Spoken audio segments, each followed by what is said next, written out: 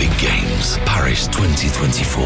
With Naga Munchetty. On BBC Radio 5 Live.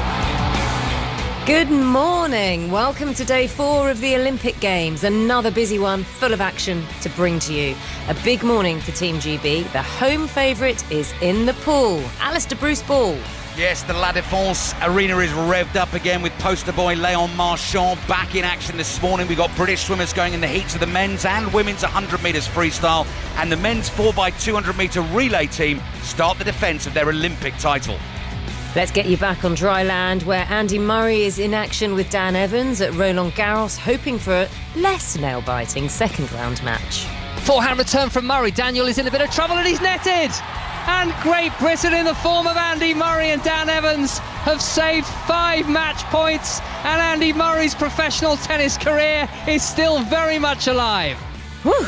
And one of the greatest gymnasts in history goes for gold in the women's team final. Simone Biles for the USA. They know they've done it. There was never any doubt. And the USA defend their Olympic titles. We will bring you every Team G medal live here on 5 Live. You can also follow events on the BBC Sports website and app, or you can watch on BBC One and iPlayer. The Olympic Games, Paris 2024. With Naga Munchetty. On BBC Radio 5 Live. Right, good morning. Gold medals to be won in Paris on day 4. A slightly quieter day than yesterday from a Team GB point of view. 6 medals were won yesterday, and it's the opening day of the dressage at Château de Versailles. We'll be there shortly for you, but let's go to that La Défense arena where the morning action is underway. You heard Ali Bruce Ball, the drama, Alistair. It's fantastic. And you're with Olympic bronze medalist Steve Parry. Hi, Steve. Good morning. Come on, build me a picture. Paint me a picture. Well, what I would say, Naga, is for everyone listening this morning, including yourself, in about 5 minutes' time, prepare for your ears to get blasted, because Léon Marchand is on the way again. So the first event in the pool this morning, the heats are underway. For the men's 200 metres butterfly, we've already seen a standout performance from Marchand, winning his first gold medal of this Games in the men's 400 metres individual medley. What is fascinating now, Steve Parry, so butterfly is what you swam. You won an Olympic bronze medal, Athens 2004. Marchand is trying to win gold in the 200 metre butterfly. He's also trying to win gold in the 200 metres breaststroke. And I know you think, I think everyone thinks that is a really difficult double, isn't it? Yeah, well, it's bizarre. You know, there's a lot of commentators out here, a lot of ex-athletes, and nobody has ever seen anything like this before. Swimmers often do butterfly and freestyle, or even backstroke and freestyle, but we've never seen an athlete that's done butterfly and breaststroke. They're just very different. It's like trying to pat your head and rub your stomach at the same time. It's going to be amazing to see today, and his problem is they both come on the same schedule. They're both happening today, so he hasn't even got a clear run at those events. He's got to do it on the same day. Which one's he doing first? He's got the 200 butterfly first, okay. And Hungarian Christoph Milak, who's the world record holder, stands in his way, but he's a little bit off. Milak, he's an amazing swimmer, usually had it all his own way, and Léon Marchand is just improving, Naga, every time he gets in the pool, so it's going to be fascinating. When you do, I full disclosure, I cannot do breaststroke or can I do butterfly, okay? So Léon Marchand has nothing to worry about there, Naga. No, he's all right. Well, take me on the golf course, he's in trouble. However, which bits of the body hurt the most after you've done the butterfly that need to recover, because then you've got different parts of the body aching for breaststroke? Do you know, the thing about the butterfly is, the 200 butterfly is a grueling event, and if you get your timing wrong, your shoulders feel like they're falling off. It feels like there's an elephant that has jumped on your back. I mean, I've experienced this a couple of times where I've gone out too hard, and then the last 20 metres you just can't finish. I'm like a recreational swimmer in the pool, just going up and down and not moving forward. Breaststroke is more about timing. We were worried about Adam Peaty the other day, that if he went out too hard, he would lose the timing. And we heard from Olympic gold medalist Adrian Morehouse that explained that to us on 5 Live. So with butterfly, it's more a physical thing, and with breaststroke, it's timing. But this poor chap, Marchand's got to do it both today, but this 17,000 seater crowd here, they're in for a right treat. They're really looking forward to seeing Marchand twice this morning. I'm just kind of hearing the screams, and I'm just thinking they're pretty loud already, Alistair. Yeah. This is, is the swimming usually as popular as this anyway? And kind of it's early. Well, what are we, day 4? Yeah. So swimming is a huge event at the Olympics, at any Olympic Games, and Steve, having competed in a couple of them, will tell you all about that. In terms of swimming in this arena, Steve, and every day I think it is worth sort of painting the picture to our listeners, because different people will be coming to this all the time. You are hugely impressed by this venue, aren't you? So this is a concert arena, a rugby stadium that's been transformed. 2 pools dropped in, the warm-up pool and then the competition pool that's right in front of us. I always say, Naga, I mean, you know, the majority of my time is spent covering football around the world for 5 Live, and this has that sort of stadium feel here. So you've got a sort of U-shaped grandstand that wraps around the pool, 2-tiered, 17,000 fans. When Marchand comes out, you can barely hear yourself think. In terms of pools you have swum in, arenas you've been in, Steve, this must be up there. You know, France and Paris have come in for a little bit of criticism on some of the ways that they've presented, you know, certainly the IOC in some of the aspects of the games, but they've absolutely nailed it. You know, they've brought the thunder here, the French fans, every evening. They absolutely love their swimming, and I thought they'd struggle to sell out a 17,000 seater arena, but tickets were exchanging hands for €750 outside when Léon Marchand went in that 400 metres individual medley. It's incredibly popular. And go on, sorry, Naga. No, well, I'm just curious, because I like to imagine what the swimmers are experiencing. And when you're swimming and if this stadium is as loud or louder than other stadiums, what do you hear when you're swimming? Yeah, the assumption is that you can't hear anything when you're in the water, but actually you can hear it quite clearly. You know when the crowd is excited, but you can also make out chants. The other day we had Léon Marchand, every breaststroke breath that he did when his head came out the water, the crowd were doing olays. It was remarkable. Well, it'd be interesting to see actually during the butterfly what they go for, the French fans, as Marchand makes his way up and down the pool. There are moments of silence too, though, Naga. There was a lovely line from Matt Richards. So he won the silver medal in the men's 200 metre free last night, and he was saying just before he got going, so they're called to their blocks, there's silence, and then they wait, you know, for the starter to get them underway. And he said he heard his dad just shout, "Go on, Matty," just before he swam. Now, I didn't hear that, you know, live, but that was a lovely little bit of sort of taking you behind the scenes of what it's like to stand on those blocks and swim in this arena. Stupid question time, queen of the stupid questions. Steve, when you stand on the block and you're about to dive in. If you jump in, you're going to be behind. You definitely want to be diving, Naga. Okay. Do you know, when I get back to Manchester, I'm taking you for a couple of lessons. I'm not having this no breaststroke, no butterfly malarkey. You know what? Bring it on, because I had lessons, and I'm a very pretty swimmer. That much I got, because I did have lessons as an adult. When you go in, are you wet before you go in? Well, that's interesting, that, and half the swimmers are split on this. A lot of them like to douse themselves down before they get in. Karen talks about this, Karen Pickering. She says she likes to get the air bubbles out of her suit, make sure that her suit's fitting perfectly before they go in. I was totally the opposite. I wanted to save that feel of entering the water, because all the swimmers shave down their bodies, and everyone thinks it's to get rid of hair. Now, yes, the hair can slow you down, so you shave down for that reason, but also you take the top layer of skin off when you shave. Yes. And it's when you enter the water, you just feel like a missile in the water. You get the most amazing feeling.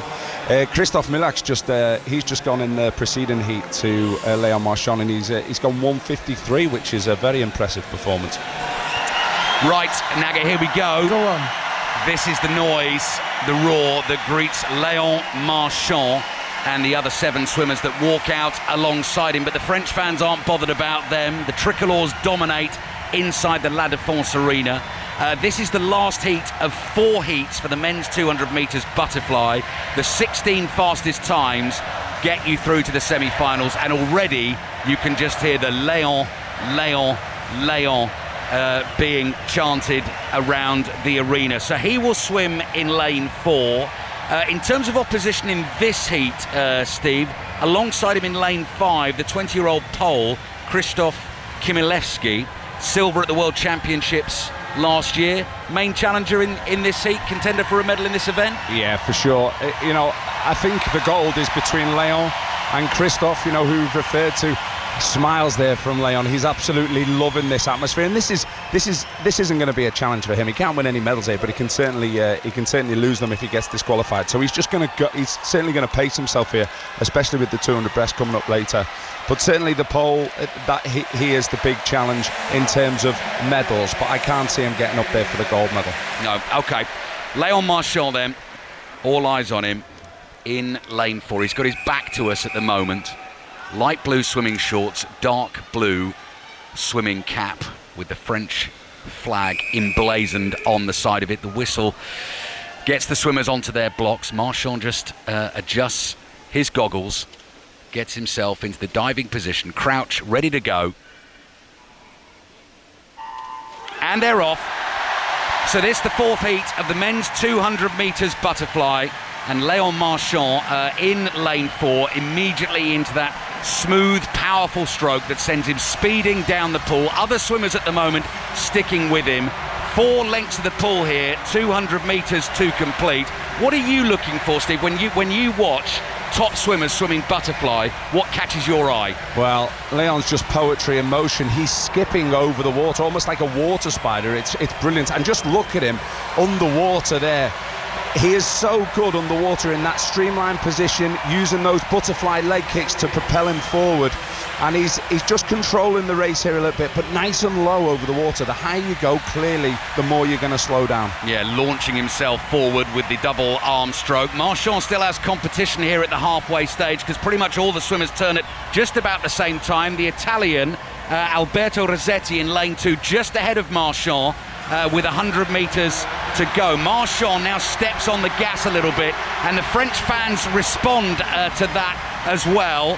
But still, this is a closely contested heat at the moment. Marchand will be keeping a bit back, though, you think, Steve? Yeah, I mean, he's got a really tough programme this week. He's got relays to swim, he's got 4 individual events to swim, and none of those events are easy. They're all 200 and above. But his coach is going to be getting a little bit nervous here. Sometimes, Ali, when you hold yourself back, you lose your timing. But he's got great wall work again. He's just got to get in the top 4 here. So Marchand, listen to the roars for Leon Marchand as he comes driving down the pool. 25 metres to go. The Brazilian Nicolas Albiero closest to us in lane 8, putting a challenge in as well. Marchand is not having it all his own way here. He's going to have to work a bit if he actually wants to win the heat, because New, the Japanese swimmer, the Chinese swimmer, touches the wall first. Rossetti, in fact, gets there first. Alberto Rossetti in lane 2.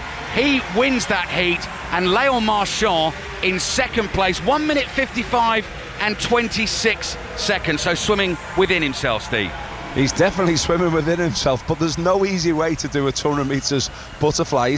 He's leaning over the ropes and he is sucking the air in there. That hurts him, that. But the problem is, Ali, if you don't race at a pace that you've trained to race at all the time, it takes you off. He'd be better off just swimming at his pace for 150 metres and then chilling out. But yeah, I think his coach will be a little bit nervous. He's going to be down the rankings there a little bit. Yeah. 6th fastest in qualifying there, Naga, Leon Marchand. Christophe Milak, the Hungarian, who Steve mentioned as the favourite for this event, dominant force in the men's 200 metres butterfly. He was quickest in qualifying. And that was a sort of taste of the buzz that you get when Marchand swims. And there's the applause and the adulation for him as he makes his way out of the pool and back towards the changing rooms, the warm-down pool, and the rest of it for him right now. He's still got men's 200-metre breaststroke heats to come this morning. But when the medals are on the line, it cranks up 10 levels or more inside this stadium. He looks pretty happy with that, though. Thanks to French fans. The flags are waving just away to his right-hand side, comfortably into the semi-finals for the men's 200 metres butterfly. Yeah, you just need to get through. He's done that. It is an amazing atmosphere that we're experiencing. Thanks very much, Ali Bruce Bull, Steve Parry.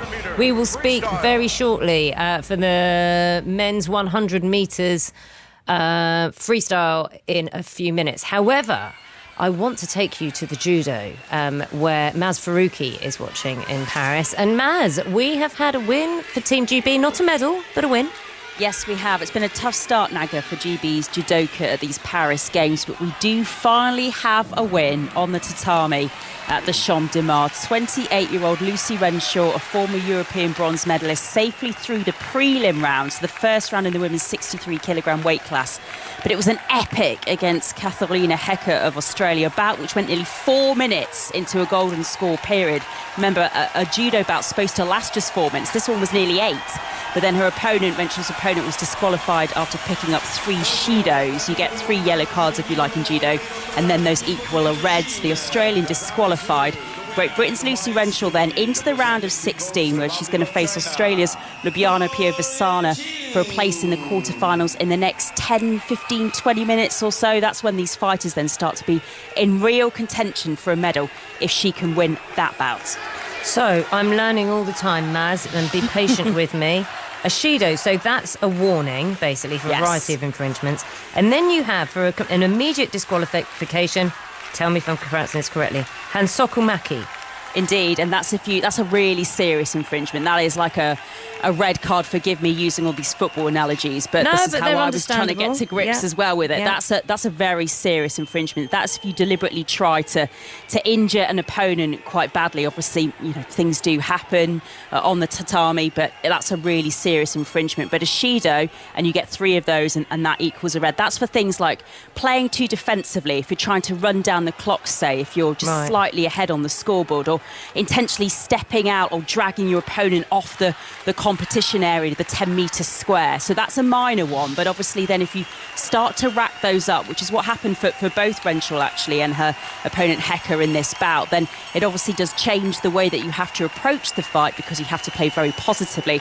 The referee's obviously keeping a very close eye on you. So it was very tense, was very nervy, but Lucy Renshaw doing exactly what she needed to do, forcing the mistake from her opponent in the end. Maz, thank you for that. We'll speak soon. Well done, Lucy Renshaw, so far. OK, there's been one Team GB boat in the rowing action already this morning. The women's double sculls battling it out for their place in the final. Chris Jones and Olympic silver medalist Jess Eddy were at Versimans Nautical Stadium. 1,000 metres gone, 1,000 metres to go of this semi-final of the women's double sculls, rowing for a place in Thursday's final. And the GB team of Matilda Hodgkins-Byrne at bow and Becky Wild at the front of the boat have made a really good start to this race. Jess Eddy, they lead the Australians and the world and Olympic champions Romania by around about 5 metres. Can they keep this up, and can this team make Thursday's final? Well, what a statement to make. This semi-final, the top 3 crews qualifying for those medal races at the final, which is on Thursday. And the Brits have gone out hard. They are leading this world-class field by about half a length as we speak. 770 metres to go. A lead of 4.6 metres, 4.5 metres, and just over 5 metres now to the Norwegians in third. The Australians in second. Romania have dropped to fourth. I mean, this Romanian boat, heavily fancied. World champions, Olympic champions. Romania so strong across so many crews in this regatta. But this team of Matilda Hodgkins-Byrne and Becky Wild made a really strong start. They were the first GB boat on the water in the regatta on Saturday, and here they are, and they are continuing to impress with around about 600 metres to go. This team haven't been together long, Jess. Matilda Hodgkins-Byrne is one of the 2 mums in this GB crew. She's watched on in Paris by 2-year-old son Freddie. And he'll be proud of mum, because with 500 metres to go, they're looking set for this final. Well, they are dropping the Olympic and world champions. The Romanian women's double scull have been one of the most outstanding crews across world rowing in recent years. And right now, they're looking not to qualify, because the Brits are starting to drop the hammer. It's close at the front of the race. The semi-final of the women's double sculls, a place in the final at stake for Team GB. The final at 10:18 on Thursday, ahead of all these medal races that come thick and fast from tomorrow. Wednesday, Thursday, Friday, Saturday. Loads of GB boats with medal prospects. These 2, Hodgkins-Byrne and Wild, perhaps not fancied before the regatta. They were one of the last boats to qualify. They were the 13th and last boat into this event. The 10th and last boat from a GB point of view. But in this second semi-final with 300 metres to go, there is water between them and the Australians and the Norwegians and the Romanians, who are now trying to come back, the Romanians, these world champions, these Olympic champions, who at the moment are languishing third or fourth. But it's GB with around 3, maybe 4 metres now of a lead from Australia, but it's getting close, Jess. Hold on, GB. You're ahead of this race. Keep those bows in front and you could be into this Olympic final, but it is an absolute fight going on behind them. For these top 3 places, it's bow ball to bow ball. It's 150 metres to go, 120 metres to go now. The top 3 go into the final, and Matilda Hodgkins-Byrne and Becky Wild, who came out so quick, came out so strong over those first 1,000, 1,500 metres, and now just beginning to slow as the Romanians come back, using all their class, vintage stuff on the water from Romania, who just are edging ahead, but GB are going to do enough here. Yes, they come across the line in second. Strong performance from Matilda Hodgkins-Byrne and Becky Wild. They finished second in this semi-final. That is more than good enough to make Thursday's final, and given how hard they pushed the Romanians, who eventually came through, that's looking really encouraging for the final on Thursday. That is absolutely insane. To put this into context, this crew just qualified for the Games. They were not fancied at all. If you're on the start line, you were probably thinking, we've not seen this British combination, we'll have them. They've really taken it to the rest of the world and pushed out huge names. The Norwegians, European champions, just found out they came in third in a photo finish. You've knocked out medalists there. Incredible. Great Britain's Matilda Hodgkins-Byrne and Rebecca Wild through to the double sculls final. So you were hearing Chris Jones and Jess Eddy, who were watching. That sounded so exciting, and I love the backstory to all of this as well. Hiya. Hi there. Yeah, what a great race. And as Jess was saying, some genuine boats with real gold medal prospects that Team GB have taken right to the wire there and qualified for the final. And yet, in terms of the backstory, what a backstory it is with Matilda Hodgkins-Byrne, who had her son Freddie a couple of years ago. He's just turned 2. He's in Paris watching his mum. What an achievement to make this final, given they only just qualified for the Games. I think the final just may have been the extent of their expectations, but the way they're going, both in the heat and that semi-final, they can be thinking medal along with so many of these GB crews. Do you think, Jess, we were talking earlier, I was talking to Steve Parry, we were talking about Léon Marchand and talking about him not giving it his all in the heats, obviously because he's building up to the big races. Do you think they were giving it their all? Oh, I think they were absolutely flat out. This is really cutthroat. They had to come top 3 to make the Olympic final, and there was about 4 boats in a line in that race there. So one crew, the Australians, look, they medalled at the last big race we had in rowing, the World Cup. They got Olympic medalists on board, the Australians, and our British duo were beating them. They were beating the Olympic and world champions, the Romanians, most of the race until about the last stroke. So they were giving it everything. They have to get through to that final. Okay, so when you do, and so it was the Romanians, yeah, the big threat.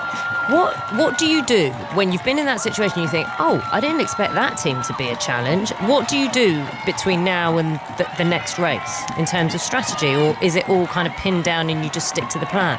Yeah, I think, to be honest, that must have shocked the Romanians. Now, the Romanians have come to this regatta as a whole and have done something quite unseen before. They're doubling up. So normally in rowing you only really race one event. The Romanians have come and they're going to race their women's double, their women's pair, their women's 4, and then they're all going to race in the women's 8 in their final on Saturday. So they're doing a lot in this regatta. Their women's double, though, as well, to let everyone know, they're one of the best crews in the entire world, not just in the double scull, but across world rowing. If you asked who are the standout crews, Romanian women's double, Radish and Bodnar.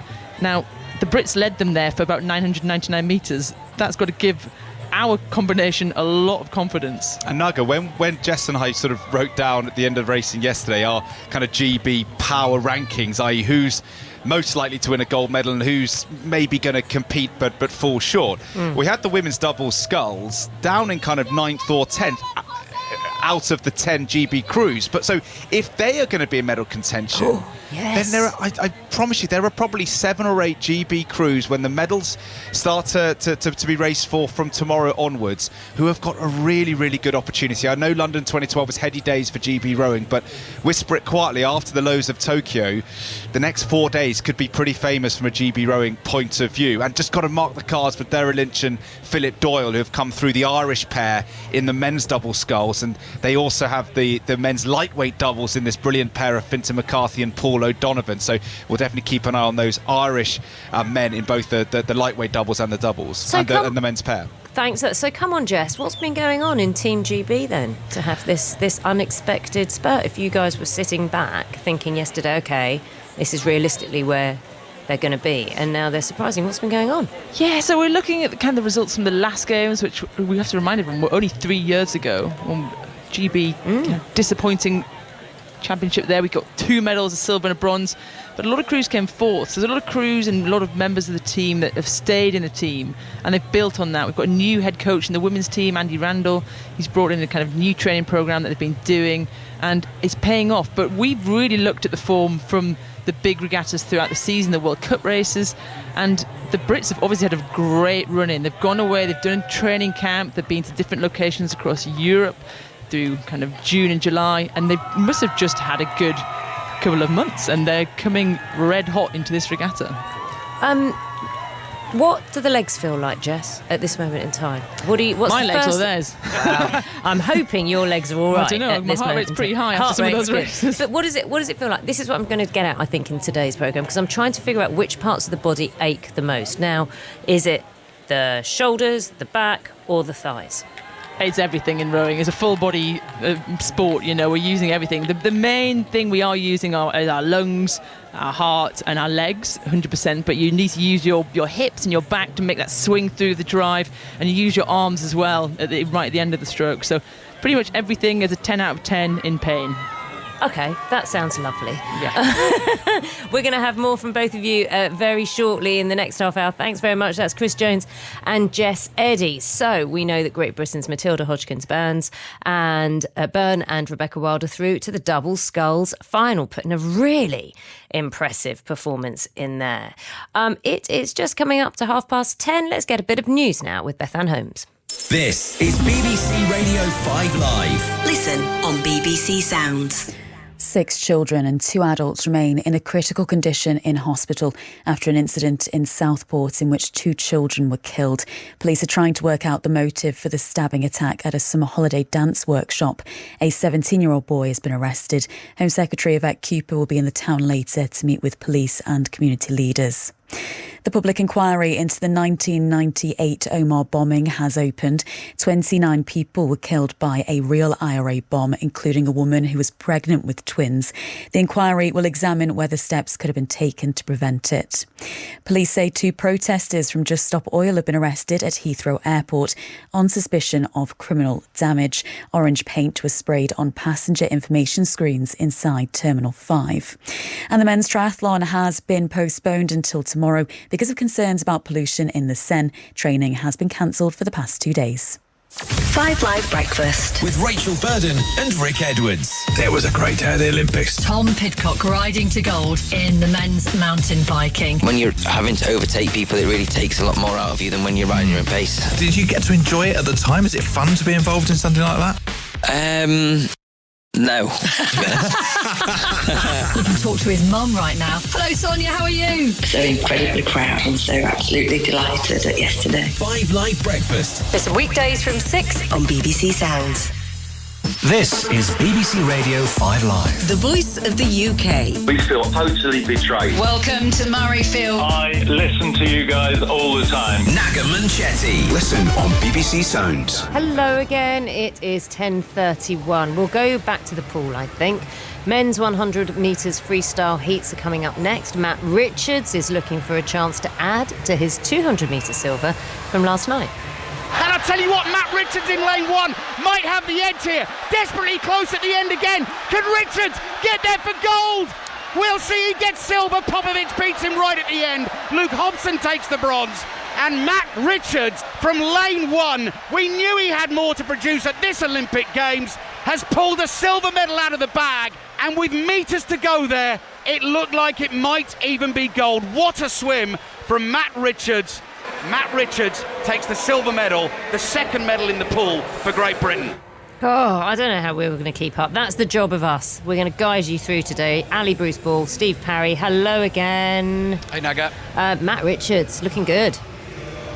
He did a great job last night. You know, he was in lane 1, so he was on his own at the edge of the pool. A lot of the action was going on in the middle, and he just swam his own race, and he committed himself to the hurt locker. He just went out so quick over the first 50. It was a very dangerous tactic from him, but he held on at the end, and 2 100s, Naga, 2 100s. It's a little bit more than your fingernail. That denied him from being Olympic champion. So, you know, Britain here, we've been at the wrong end of the touches. You know, all the touches that have gone, all the small margins, we've been on the wrong side of it, because Adam Peaty lost by 2 100s. Exactly the same. Adam Peaty and Max Litchfield, who got fourth in the individual medley, a third, fourth place in a row at the Olympics, all the same, just in those last few inches gliding for the wall. GB have been beaten every single time.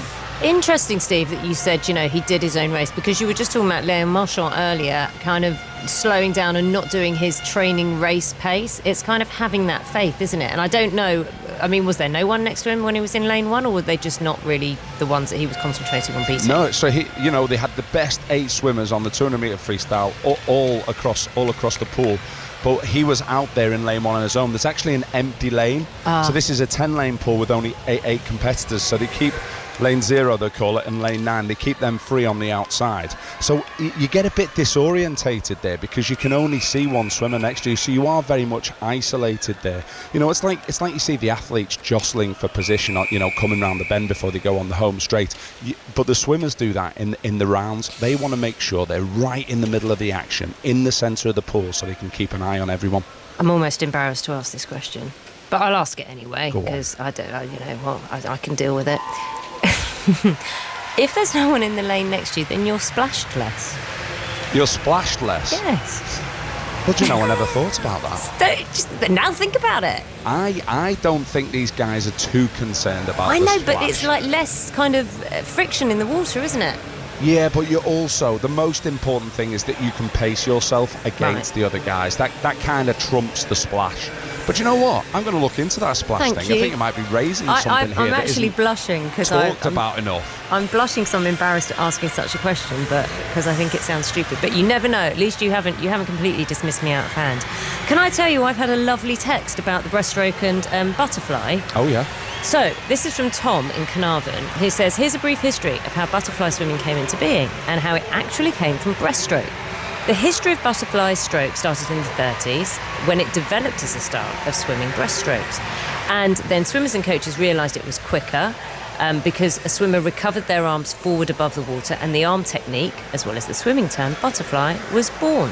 Did you know that?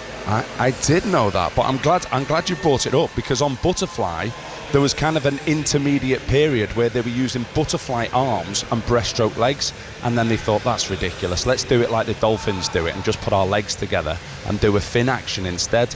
But yeah, I mean, I just think Adrian Morehouse is sitting next to me, so I'll say it quietly. He's doing the TV work. They should do away with breaststroke. It's just, for me, it's exclusively for pensioners at your local swimming baths. When was the last time you saw Adam Peaty and had a drink with him? I'd love to see you have this conversation with him. Yeah, actually, don't quote me on that. No, I dare you. Our most successful event in history is actually the breaststroke. Great Britain have won as many gold medals at the Olympics in breaststroke, 100 breaststroke, as the Americans have. What are the cheers I'm hearing? Yeah, French swimmer coming out. So there's 10 heats here, Naga, of the men's 100 metres freestyle. Hugely popular event. That's 79 swimmers. 16 fastest go through. In terms of the British swimmers, we're looking for heats 9 and 10. So that's Jacob Whittle in heat 9 and Matt Richards in heat 10. And as you progressively get through the heats, you do get to the stronger swimmers and the quicker times. But coming out in heat 7 here, and he's going to swim in lane 5, is Raphael Font-Damer, who will swim for France. And the pocket of French fans that we always see, they've got a sort of special section only for them, up high, top tier, diagonally left across from our commentary position, and the tricolours are waving furiously for him. So we've got a couple of heats to run, and then we'll be having a look at Jacob Whittle and Matt Richards trying to qualify for the semi-finals of the men's 100 metres free. Sounds brilliant. How long in between heats? Well, it takes them less than a minute to swim each length, and the thing actually, Steve, that's really striking about the heat, so in the semi-finals and the finals, certainly the finals, there's quite a sort of big build-up, and each swimmer comes out and gets their own introduction, and then there's quite a lot of time afterwards for the swimmers to sort of recuperate, get themselves out of the pool. The heats, they absolutely churn them in, get out the pool, let's get on with the next one. Yeah, that's right. So the race takes 50 seconds. The faster ones 46, 47 seconds, but there's about 3 minutes, Naga, in between where the guys come out, they derobe, get behind the blocks, goggles on, let's go. There's no messing around. We've seen there's 10 heats here. We're going to see 70 athletes from all over the world in this event. I mean, the 100 freestyle is the blue ribbon event. It's the one that everyone wants to win. It's where you see the fastest guys, and they're huge as well, Naga. You know, the average height of these guys is 6'4", 6'5", 100 kilograms. They're not messing about. Well, this one at the moment, Naga, so there's about 15 metres to go. You could pretty much throw a blanket over the entire pool and cover all these swimmers. So the Frenchman, Font-Damer, is right up there, driving for the wall right now. He touches in third place in that heat, but it doesn't really matter where you finish in the heat. It is all about the time. We're looking for the top 16 quickest times, so we'll see where that time rates, and then the French fans will keep an eye on that as it goes. Okay, look, guys, that was 7. We've got 8 coming, and then we're going to be back with you for heats 9 and 10. Is that all right? Correct, yeah. Okay, see you both, Ali, Steve, see you in a minute. Speak to you in a minute. Rowing action almost all over for the day at Versimans, but we will have some big medal chances over the next couple of days. Let's find out what to expect. Chris Jones, Olympic silver medalist Jess Eddy are going to be guiding us through it. Hello again. Hi there, Naga. Hi. Okay, so what have we got coming up? What do we need to think about and be spotting? I tell you what, where to start? If we go sort of day by day, tomorrow, finals of the men's quad and the women's quad. Those are both sculling events, so every competitor has 2 oars rather than the sweep, which is just the 1 oar. But 11:26 for the men, maybe outside medal contenders, but certainly in the mix. Then the women's quad sculls, who are big medal candidates. So that's Wednesday, and then when you go to Thursday, you've got the men's 4 and Helen Glover's women's 4. Those are both incredibly exciting. And then, assuming they get there on Friday, the men's pair and the women's lightweight double sculls. Both those finals will be on Friday, and then the 8s on Saturday. So, Jess, it's really hard to know where to look, but if we go day by day, there is so much to get at over the coming days. Yeah, and we should just mention actually there, the women's double have just made it to the air final, so their final is on Thursday as well. So it's going to be a bumper few days for British rowing. You said there, Chris, maybe, but just remember the last time we spoke, both of you were saying we completely underestimated. Yeah, completely. And this is such an interesting one, because Jess has been making a point that the USA, obviously a strong rowing nation, have kind of been nowhere so far, Jess, and maybe they've just been getting their preparation a bit wrong. And so there was so much soul searching, wasn't there, after Tokyo, from a Team GB point of view. Changed some of the coaches, changed the performance director, new chief exec. It has been all changed behind the scenes. A lot of sort of turnover in the crew as well. You've probably got a bit more of a blend between youth and experience coming into this regatta. But it looks as if, and whisper it quietly, because we haven't had any finals yet, and that's when the execution comes into it, and that's when you have to actually deliver. So great making the finals. Now it's about making sure you get the medal around your neck. But when it comes to the prep and working out which World Cups to go to and which events to target and which times of the year to really peak and come up and down, it looks so far as if GB are in an excellent place. Because, to your point, Naga, the fact that the women's double sculls, who just squeaked into the Olympics at the last moment, are there taking Romania right to the brink in the semi-final and breezing into the final. That really does bode well, not just for that event and that crew of Becky Wilde and Matilda Hodgkins-Byrne, but the whole GB crew. Jess, is the squad, the Team GB squad for the rowing, is it quite old or young, experienced? What's the balance like?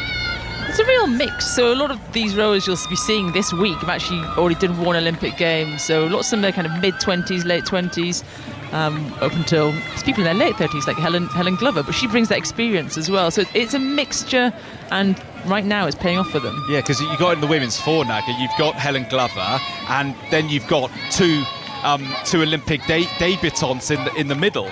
So you've got this kind of real blend of youth and experience in that women's four. For example, Helen Glover is at the bow, she's at the back of the boat. At the front is Rebecca Shorten, who's been to an Olympics before, but Esme Booth and Sam Redgrave are Olympic debutants. Then if you look at the men's four, all four of them are Olympic debutants. But then you look somewhere like the men's pair, and you've got this team of Ollie Wynne-Griffiths and Tom George, who raced in the 8 in Tokyo 3 years ago, then have decided to go into a pair, and they're taking on some of the greats of rowing like the Sinkovich brothers. So yeah, really fascinating to see who's come from which boats, how they've moved around to get the right people in the right seat in the right boat.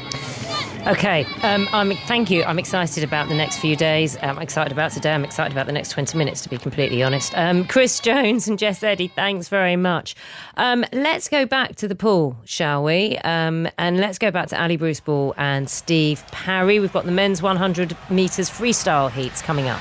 Yes, these are the speedsters, as Steve Parry was saying, the blue ribbon event, a bit like your 100 metres on the track. 19-year-old Jacob Whittle, heat 9 of 10, wasn't actually one of the two quickest, Steve, in the British trials. Duncan Scott was second quickest. He has decided not to race the 100 metres. This will be great experience for Jacob Whittle in his first games. Yeah, absolutely. He goes in lane 1, the lane that Matt Richards won his medal in last night. Let's hope it's lucky for him. But this is a big opportunity for Whittle here. If he can advance to top 16, that'll be job done for him. Eyes on lane 4 as well. David Popovic, the Romanian who won gold in the 200 metres freestyle last night. Chris Giuliano, the American, lane 5 will be strong too. We wait for the buzzer. There it goes.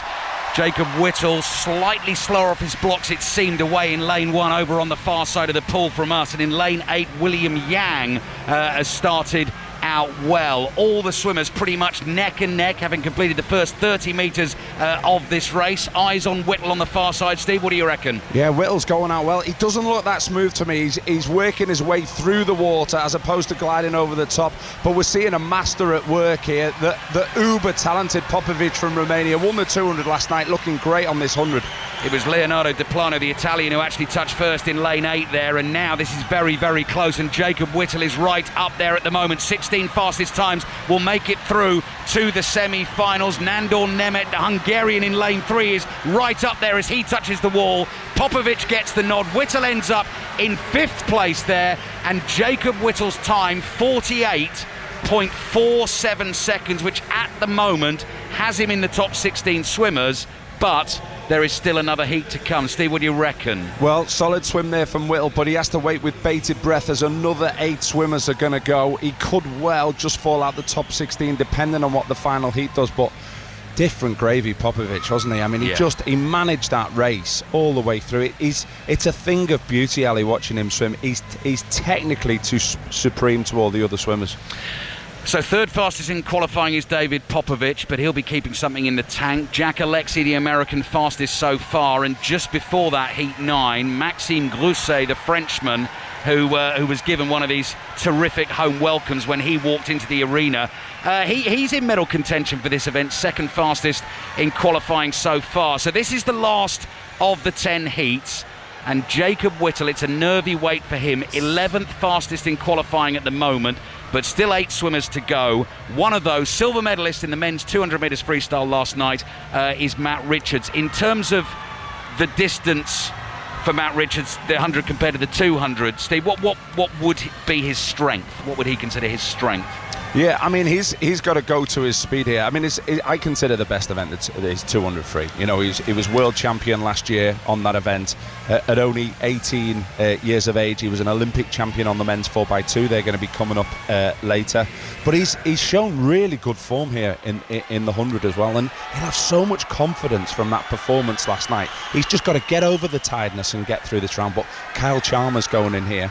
Just watch him on his second 50. He just turns on the afterburners and gets away from everyone. Right, look out for the afterburners from the Australian Kyle Chalmers in lane 5. The whistle blows to get the swimmers on their blocks, and we're looking at Matt Richards in the bright red swimming cap, mirror goggles, dark shorts, tattooed right arm, buzzing after the silver medal in the 200 metres last night.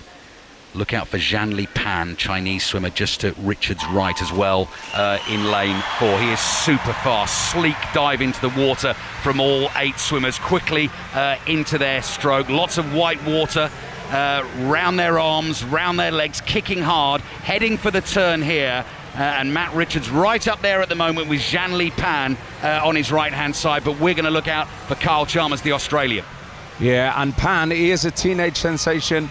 He broke the world record on the relay earlier this year, but if he has a weak link, it's his individual events. He never performs as well on the individual as he does on the relays. Lane 6, 7, 8 going well as well here. Josh Liendo, Guillermo Santos of Brazil and William Yang of China. This is very, very close at the moment. Matt Richards just trying to pick up the speed late on in this race. They are all neck and neck, shoulder to shoulder as they come into the wall. Quickest in that heat was Kyle Chalmers. He turned up the speed. Matt Richards, 5th fastest in the heat with a time of 48.4 seconds, which takes him through to the semi-finals.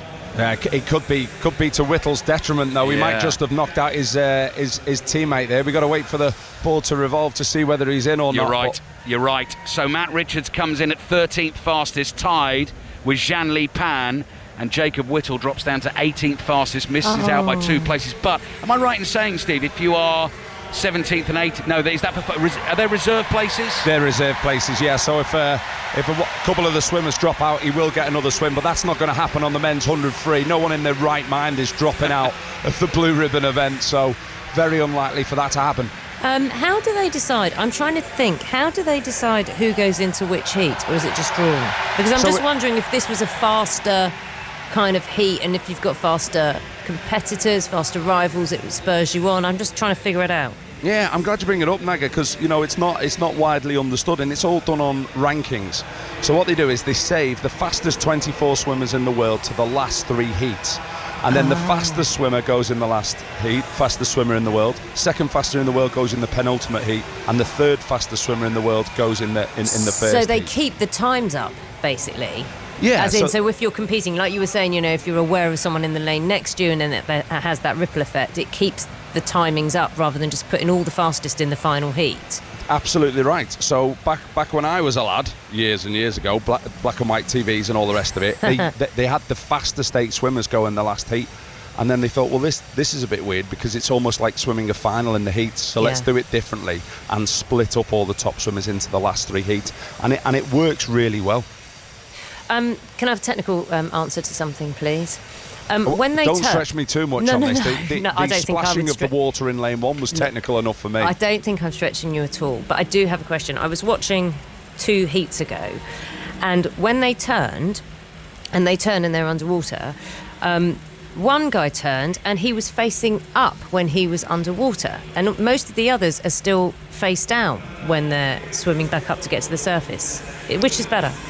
Well, are you laughing, Ali? He must have. No, not at all. I'm learning, Naga. He must have got himself. Did he get himself into bother? All in a mess. Whoever you were watching, because he should have been facing down as he'd done his tumble turn, and then coming off the wall, doing his dolphin leg kicks up underwater, and then he's ready to get into his freestyle. Yeah, it looked like he had to turn. He was quite mermaid-like. It was quite beautiful, but. Yeah, I mean, he's just got himself in a mess there, and that would have slowed him down. But you're actually quicker, Naga, under the water than you are on top of the water. Karen Pickering was telling me last night, Naga, and I know Steve will know the finer details of this story. There's an American swimmer competing at these games called Catherine Burkhoff, whose father, David Burkhoff, competed at the Seoul Olympics, I believe. And didn't he swim pretty much the entire backstroke 100 metres underwater? Yeah, it's amazing in sports, isn't it? Because you get these revolutionary moments, whether it's Dick Fosbury in athletics, that decided, this scissor kick malarkey isn't working, I'm going to go over back first, and he revolutionised the high jump. Burkhoff turned up in 88, and he'd been planning this for years. He realised he was quicker underwater, like a dolphin, on his back, and he turned up at the 88 Olympics in Seoul, and he did 45 metres underwater on the way out, took 3 backstroke rotations of his arms, did a turn, went 30 metres underwater on the way back, did about 20 arm strokes and won.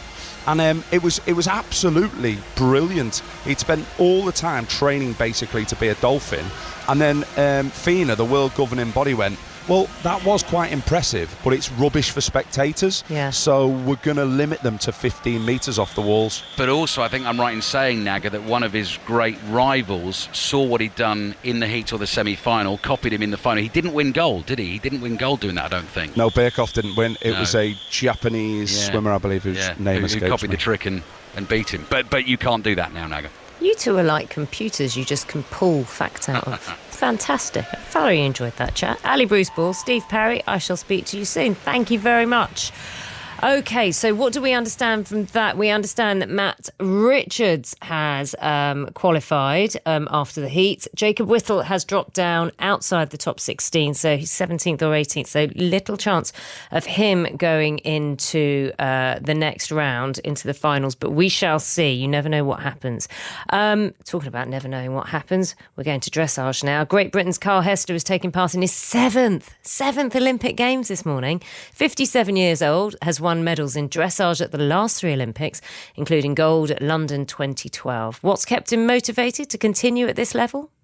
It's a privilege, isn't it? I mean, in Tokyo, I've kind of got used to now being the oldest one on the team. I've been called Grandad for years anyway, so I've kind of grown into the Grandad, actually. But it's a privilege to be going again. I mean, you never know from one Olympics to another. This is the thing. I haven't planned literally to do 7 Olympics because I never knew whether I was going to have the right horse each time when a game comes round. And in fact, last time when we were at Tokyo, the horse I had there, Vogue, actually it worked in his favour, because if it had been the year before, of course, in 2020, he wouldn't have been ready. I wouldn't have been picked. And 2021 happened to be his year. I've got to be grateful and thankful to my owners, over the years, because this is 7 different horses as well. Most people are lucky to get 1 Olympics. The fact that I've been able to keep finding these horses, or they found me sometimes, is exciting. And at the grand old age of 57, and you look incredible for what you do, is the passion for dressage still as strong as the first time you went to an Olympic Games? Yes, it is. And I can say that because we've been winning for the last 3 Olympics. So when you win, of course, it's very different. I mean, so my first 3 Olympics it wasn't terrible, but we never medalled. Team GB had never won, the equestrian team at dressage had never won a medal until 2012. Now, to be part of 2012, of course, and get a gold, and the feeling it gives you and the pride that you feel, and you realise how it's not just you and your teammates, but me and my horse. And, it's very difficult to explain to your horse when you go down into that ring, there's going to be 20,000 people shouting and screaming and waving. Don't worry about it, you just do your job. Well, I can tell another rider that, and you're prepared, but your horses are never prepared for that. So you have to have that really good partnership that they trust you to go in and do that. And dressage is not only about, spectacular, it's also about relaxation. So, your horses have to not be affected by the surroundings. It was Sonia McLaughlin who was talking to Carl Hester during that interview. And Sonia's at Chateau de Versailles, where I think it's steamy hot. Sonia, morning to you. Oh, my goodness. Is it lovely? Well, of course, Naga. We're at the Palace of Versailles. It's beautiful. But I could tell you here that every single spectator here is wearing a hat or has a brolly up. Yeah, very sensible. The temperature is stifling. It is really hot. What are you talking about, 30s? 30 degrees? Comfortably into the 30-degree temperatures, yes, comfortably. I'm curious. I loved what Carl Hester said, that he enjoys it now he's winning. Winning's like a drug, isn't it? Do you know what I mean? You work hard, you get rewarded. Do it again, eat, sleep, repeat type thing.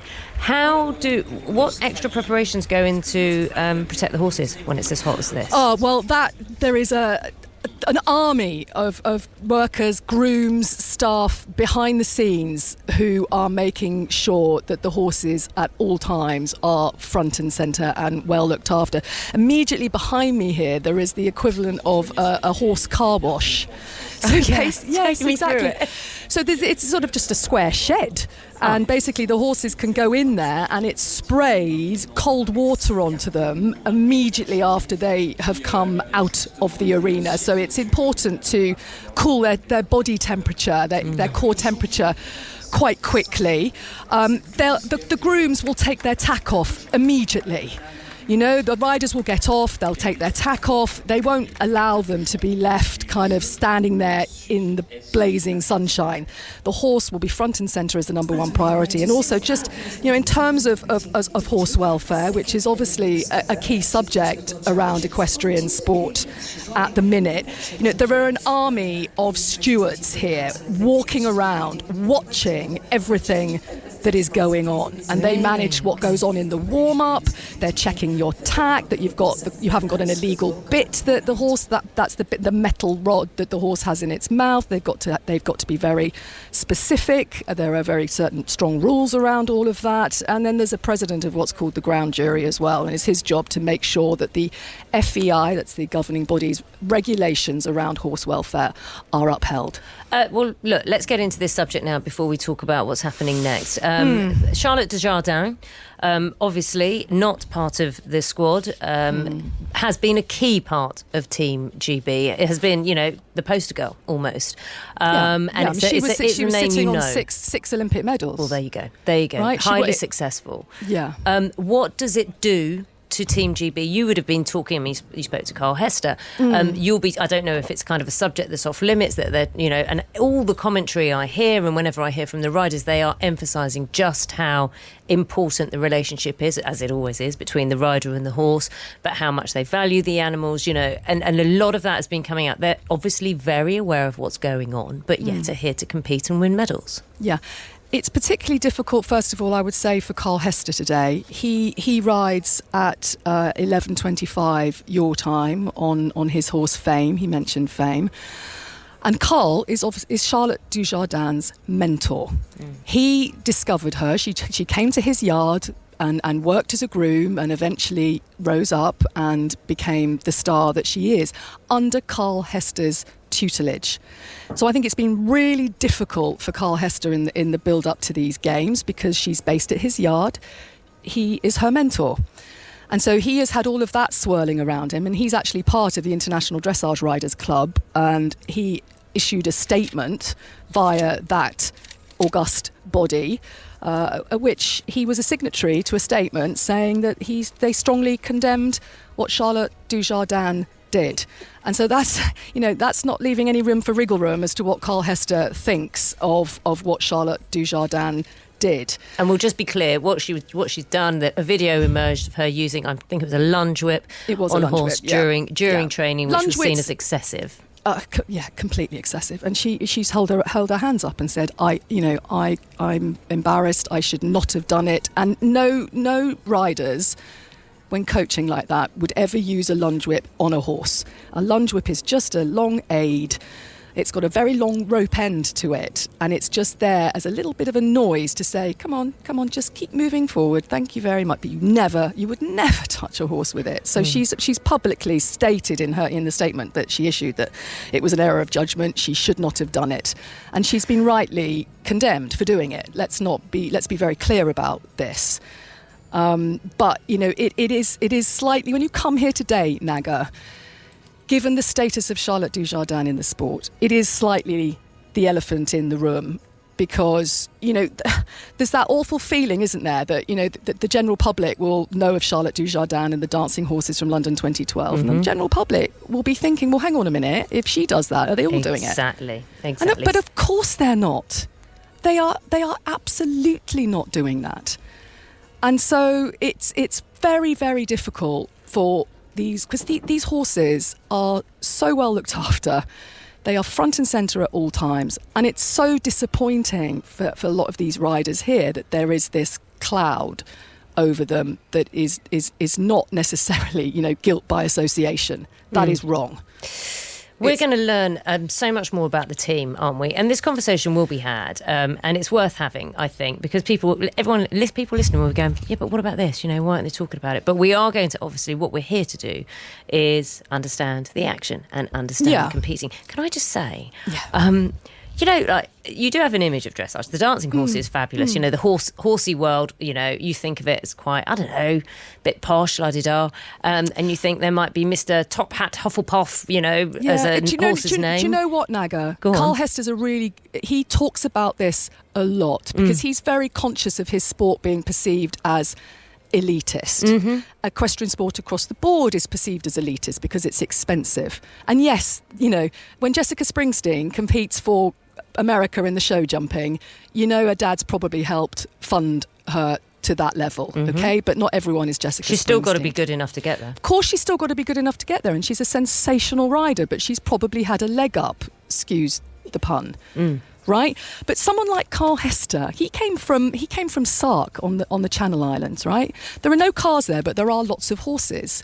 He used to ride a donkey down to the local shop, pick up the family's groceries, and then canter back on the donkey, right? So he learned. His family didn't have horses. He doesn't come from a posh background.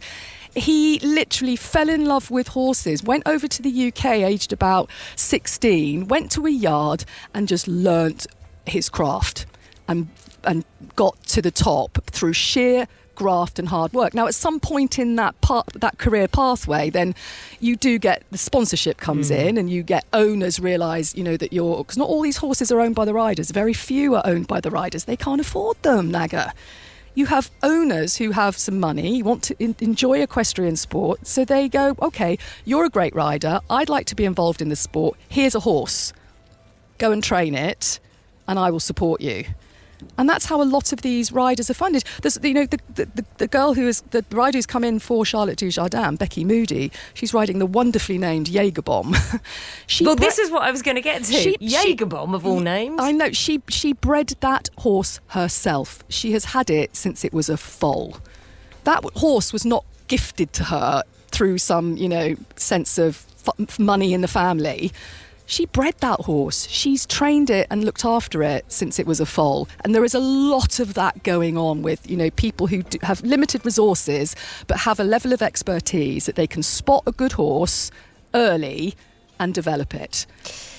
I think we're going to learn lots more, but I do love the name Jägerbomb. It's a great... It turns it on its head, doesn't it? It's kind of like, what? It does. Yeah, we've got Carl Hester's riding Fame, Becky Moody's riding Jägerbomb, and Charlotte Fry, who's riding Glamourdale. And you did mention, I just should say, Britain, last time out, got the team bronze medal. That was even with Charlotte Dujardin in the team. Such is the strength of dressage. The Germans, the Danes, Britain will have they won't have a struggle. They should potentially still be good enough to get into the sort of bronze medal position, I would expect here. But if they, you never know, they could exceed expectations because Charlotte Fry, who is one of the team members here, is the reigning world champion. So they are still an exceptionally strong trio, even without Charlotte Dujardin. But I don't think they're strong enough to trouble the gold and the silver medal.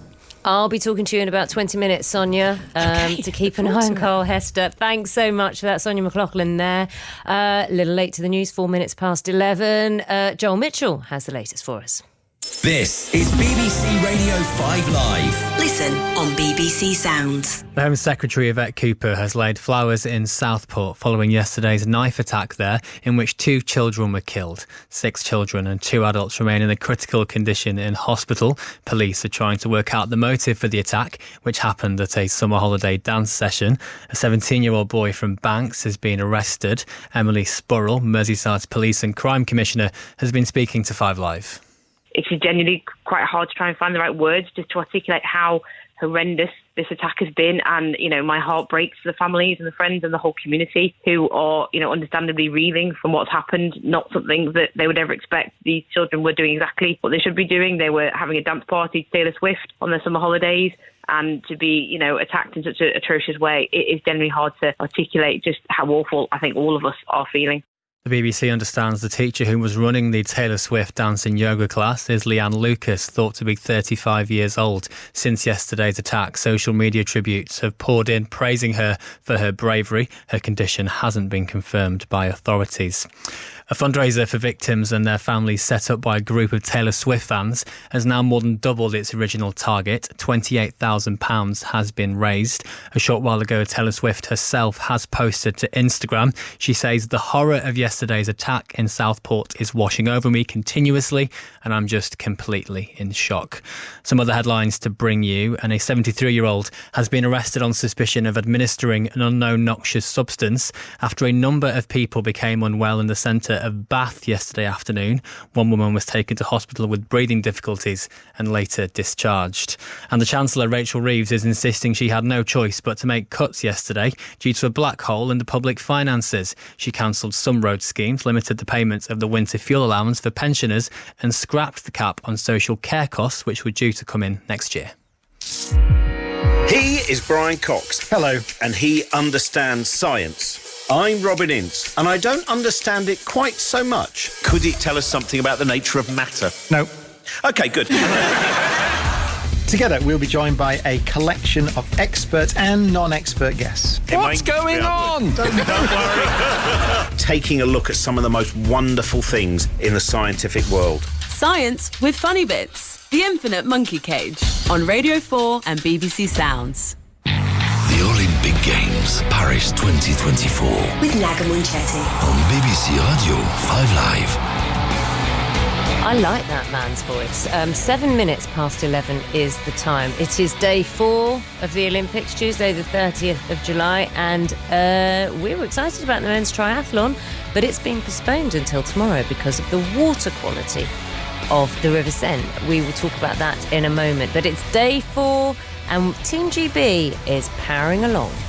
GB are going to do enough here. Yes, they come across the line in second. Strong performance from Matilda Hodgkins-Byrne and Becky Wild. They finished second in this semi-final. That is more than good enough to make Thursday's final. Now, in the pool, Matt Richards is through to the next round of the 100-metre freestyle.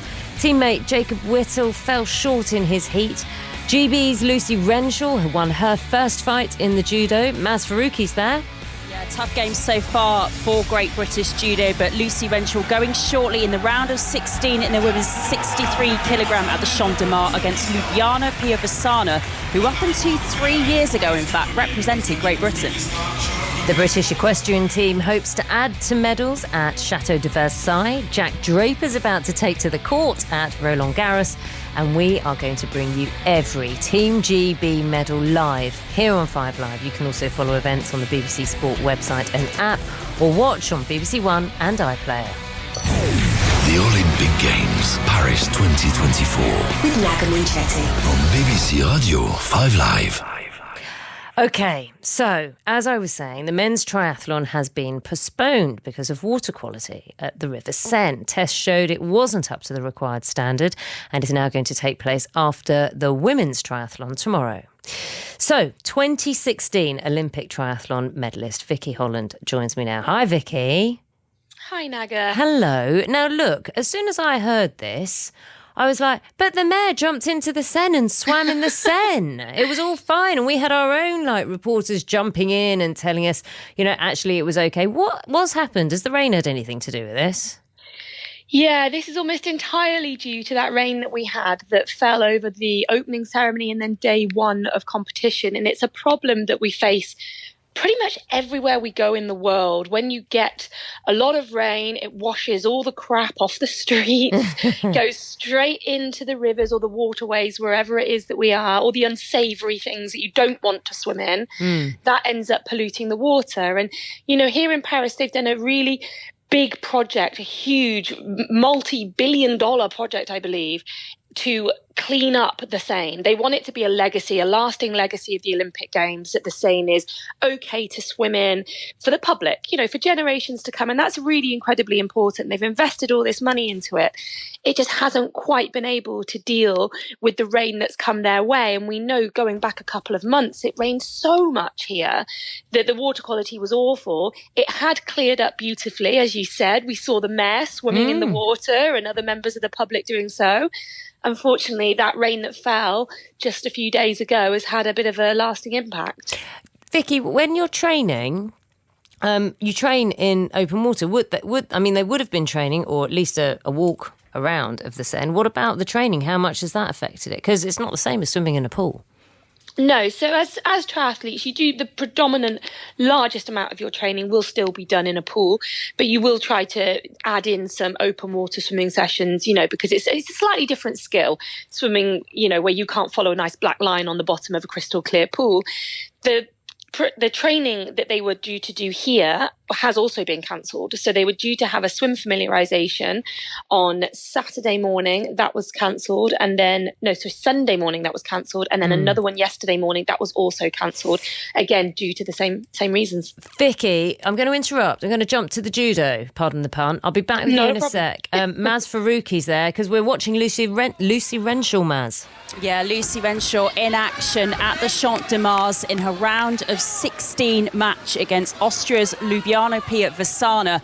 And there's a bit of backstory here because the Austrian actually represented Great Britain until 2021, until 3 years ago. She was an under-23 European champion wearing the colours of Great Britain back in 2018. But representing Austria now, she is all in blue. Lucy Renshaw of Great Britain, all in white. Neither judoka yet with a score on the board as the clock ticks down to under 2 minutes now. A reminder, a bout in judo lasts for 4 minutes.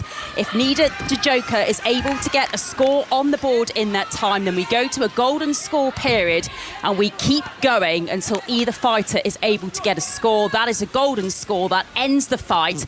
That is what happened for Lucy Renshaw in the round of 32. She was disqualified. Her opponent, her opponent from Australia, Katarina Hecker, was disqualified for 3 Shido. Those are yellow cards, if you like. You get 3 of those. That equals a red and you are out. And neither of these judoka yet with a point on the board, but both of them having picked up penalties from the referee. That's when you perhaps drag your opponent out of the 10-metre perimeter of the tatami, the mat, the playing area. Both of these players have done that. It's been quite nervy. It's been quite edgy. The clock ticks down to 1 minute and 15 seconds now. Renshaw trying to get a hold on the lapel of her Austrian opponent, Ljubljana Pia Vesana. The object, of course, of judo is to really try and grab your opponent, get that grab at the front of their judogo if you can, and then throw them. And ippon is really what you're after. That's when you're able to throw your opponent, get both of their shoulder blades on the ground. That's the real big score. That ends the fight. If you're not able to get that, then wazari is also a throw where you partially land your opponent on their shoulder. That is a less big scoring opportunity, but that's still a big opportunity, certainly, as the clock ticks down. Under a minute now for these players at the Paris Olympic Games at the Champ de Mars in the women's 63 kilogram. Lucy Renshaw of Great Britain yet to be able to find an opening. Both of the judoka now have gone outside of the tatami again, and the clock is ticking down. A pause now at 35 seconds. Austria's Ljubljana Pia Vesana, the higher ranked player in the world rankings, the world number 10. Lucy Renshaw, all in white, the world number 11. This very edgy, very nervous. Both players, both judoka, knowing at this point that a mistake really could be so costly, with the clock now under 19 seconds. And neither real fighter yet able to get an opportunity. It's so edgy. I mean, can you imagine, Naga, that your entire sort of Olympic cycle comes down to these moments, these fights that last 4 minutes plus golden score? There's so much at stake for both these fighters. Renshaw trying to unbalance her opponent now again. Stray outside of the tatami, and the referee pauses the clock with 3 seconds remaining. So it really looks now, as we hear that there, that means we are into a golden score period in this round of 16 match, Naga. So golden score means? Golden score means whoever scores first wins this bout. It doesn't matter how you get the score. It has to be a score. It could be an ippon, which of course is the ultimate score, if you like, in judo. That would end the fighter in the normal time in 4 minutes. But if you get a Wazari as well, that will also count in this golden score period. And it's not just about throwing your opponent. You can also grapple with them on the mat. If you can get them in a choke hold or in an arm hold, and the referee recognises that and then starts the clock between 10 and 19 seconds as a Wazari, and over 20 as an Ippon, as Lucy Renshaw is thrown then by her opponent, and she's out. The Austrian Ljubljana Piavasala throws her hands up in delight, fist pumps the air, because she has the golden score with 34 seconds of the golden score period on the clock. The judoka, all in blue, is celebrating, and Lucy Renshaw is out at the round of 16 at the Champ de Mars. It's been a really difficult time at the Paris Olympic Games for Great Britain's judo. And another defeat and another medal opportunity lost. Lucy Renshaw out, Naga. Do you know, I was just watching the end of that. I mean, it all happened so quickly. I was about to say to you, Maz, as we went into the golden score, the intensity stepped up, didn't it? There was not caution, because they were obviously both attacking earlier on, but you just don't want it to go on for too long. And then all of a sudden, 33 seconds, it happened. At the end, once it finished, I love that moment where I thought Lucy was kind of looking at the referee as if to say, really, are you sure? She wasn't at all. It was like all the signs of respect, wasn't it? They stand in a certain point, look at the referee, thank, and then bow to each other. That never goes away, despite them being utterly exhausted. No, absolutely. You imagine the adrenaline going, the heart pumping. That is a really important part of the sport. But you mentioned there, obviously, both players stepped up the intensity when they went into the golden score period. I mean, certainly from Lucy Renshaw's point of view, I'm sure she had in mind what happened in her prelim match when she obviously came through against her Australian opponent. You know, they fought for nearly 4 minutes of a golden score period there, and both fighters absolutely dead on their feet, trying to get up and restart and get after the referee restart the fight. So much exhaustion, the sweat pouring off their foreheads. You know, so much intensity, so much energy that these fighters are expelling in these bouts. I think they were both mindful that, you know, if they are going to get through the rounds, and unfortunately that isn't now the case for Lucy Renshaw, they couldn't afford for the golden score period to go on for too long. I just saw the Canadian. I'm going to have to leave you, Maz, but I just saw the Canadian who's coming up for the next in this last 16, going up against a Hungarian. She was slapping her face as she walked up, talking of the intensity. They really get themselves prepared. Yeah, that Canadian, by the way, one of the big medal hopes, by the way, Naga, Catherine Picard, 30-year-old from Canada, the 3-time Grand Slam gold medalist, a Commonwealth title as well, silver at the World Championships 2 years ago. So I'm sure she's one of the ones who will be targeting a place perhaps on the podium later on today. Indeed. Maz, always a joy. Thanks for taking us through that. Maz Faruqi there at the judo. Unfortunately, Lucy Renshaw not getting through past the last 16. Where am I going to go now? I'm going to go back to Vicky Holland. I'm going to talk about this men's triathlon, which has been postponed until tomorrow. This is because of the water quality in the River Seine, tests showing it wasn't up to the required standard. So that's going to take place now after the women's triathlon. We can hear now from Marisol Casado, who's president of the World Triathlon. Of course, we are all disappointed because we are not able to follow strictly what was planned. But I think we are all in good mood, thinking that we are going to have the opportunity because behind this issue, we have the best possible people that can help us just to find, if it's necessary, a completely different moment in the next week if we need for that. But the situation at this point, we are quite confident that that will happen tomorrow, and then we will be very happy, all of us, and the first ones, the athletes. Indeed. Well, 2016 Olympic triathlon medalist Vicky Holland is back with me. Hey, Vicky. Hi, Naga. We were talking about kind of what's happened. You were explaining all the rain that's happened, and it's kind of flooded all the. I think you used the word crap into. I did. I'm sorry about that. It's all right. I think it's one of the barely acceptable ones. I think it's okay. But it's true. There was a lot of stuff that went into the river, and what I'm quite intrigued about. So if the E. coli levels are too high, right, according to the tests, and this is obviously for athlete safety, no issues there, no arguments there. But they reckon it'll be fine tomorrow. Well, think how fast that water is flowing through. I think that's what you have to bear in mind. So the water is obviously coming from elsewhere, but it's got quite a high flow rate at the moment too, which is something that can potentially pose another issue. You've got to think about the water's flowing through really fast, and the athletes, they're not doing a point-to-point swim. They're starting on a pontoon and exiting the water very close to that. So they have to swim up the river and then back down the river, and they're actually, the way they're going out with the current behind them, and then they have to turn around and head back towards the pontoon. So if it's going too fast, it's nigh on impossible for them to turn around. So that's been a factor that's had to be thought about as well. At the moment, the flow rate is within the legal boundaries, although it is high, but that does, on top of that, is it actually helps the water quality, because it means it's flushing through fast. So we're hoping that we're getting rid of all the less savoury water, and that we're bringing in some nicer stuff. Full fat Coke. Full fat Coke, that's it. I mean, the athletes do often, those who don't know, that is quite a trick for a lot of athletes when you swim in water. Because we know if you put, you put Coca-Cola, Pepsi, whatever, any other brands of cola down the toilet, for example, it's supposed to be really good for cleaning, or you put, I don't know, jewellery or something, and it's supposed to clean it out. And, you know, the whole idea is you watch these videos and you go, oh, I'd never put something like that in my body because it's obviously so bad. Okay, but full fat Coke, honed athletes buy into this? We often would use it, for example, the athletes didn't get to do the swim familiarisations, as I mentioned a bit earlier on the show. Those were cancelled, of course, because the water quality wasn't good enough.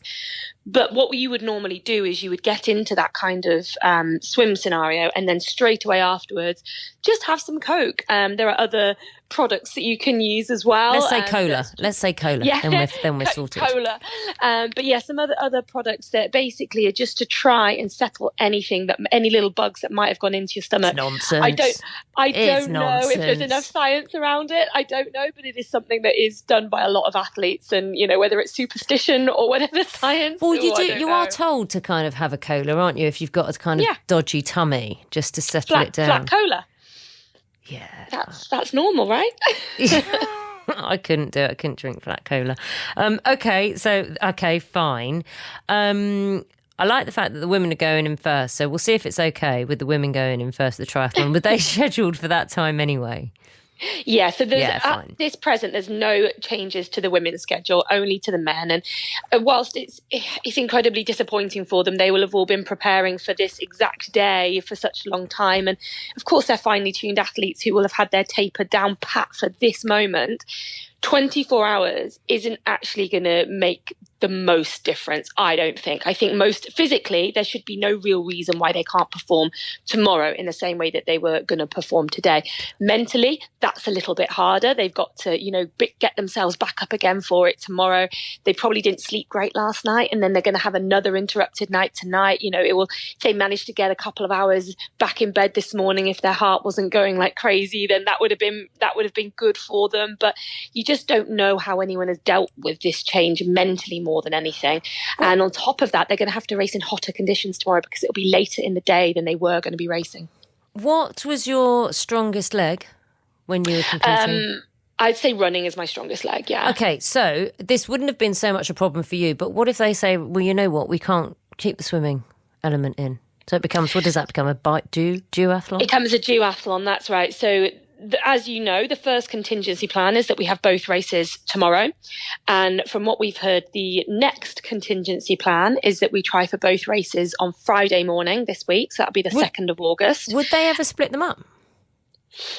Split them up how? Well, as in, okay, here's not another stupid question. I know it's a triathlon, right? I know it's a triathlon, but say scheduling, etc. becomes an issue. Would you ever do the running and the cycling and then do the water bit another time?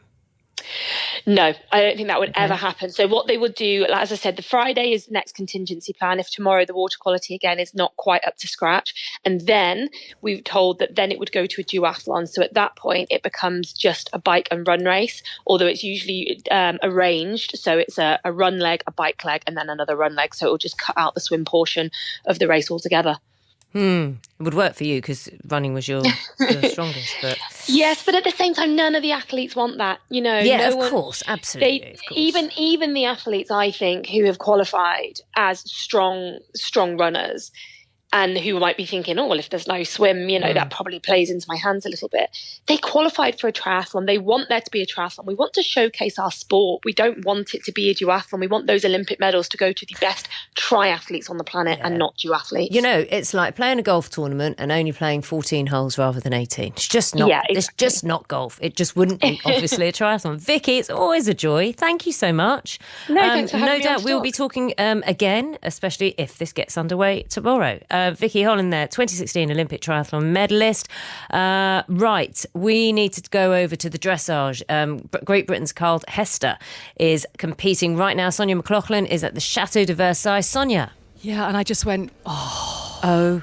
No, because he came into the arena and just cantered into the arena and then halted on the centre spot. Ooh. And it was the most perfect halt, totally square. All four hooves forming that rectangle. It's beautiful. a statement, isn't it? It was a real statement. And this is Carl Hester of Great Britain. We heard about him earlier, didn't we? 57 years of age, based down in Gloucestershire, his 7th Olympics. And he does laugh about the fact that, I'm the oldest here, I know that. And he's actually the oldest British Olympian here altogether at 57. He's riding his big black stallion called Fame. And he says, you know what? I worship this horse. I absolutely love him. And then to a degree, because when you've been doing a sport as long as he has, he says that this is the horse that actually has reignited his passion. What does he look like? Not Carl, the horse. The horse. Well, he's a bay stallion. That's a good question. He's a bay stallion. So his coat, which is very glossy and shiny in the sunshine, looks like that colour of a conker in the autumn. Just beautiful. And at the moment, rich, dark bay, and he's 16'2", so he's a big animal.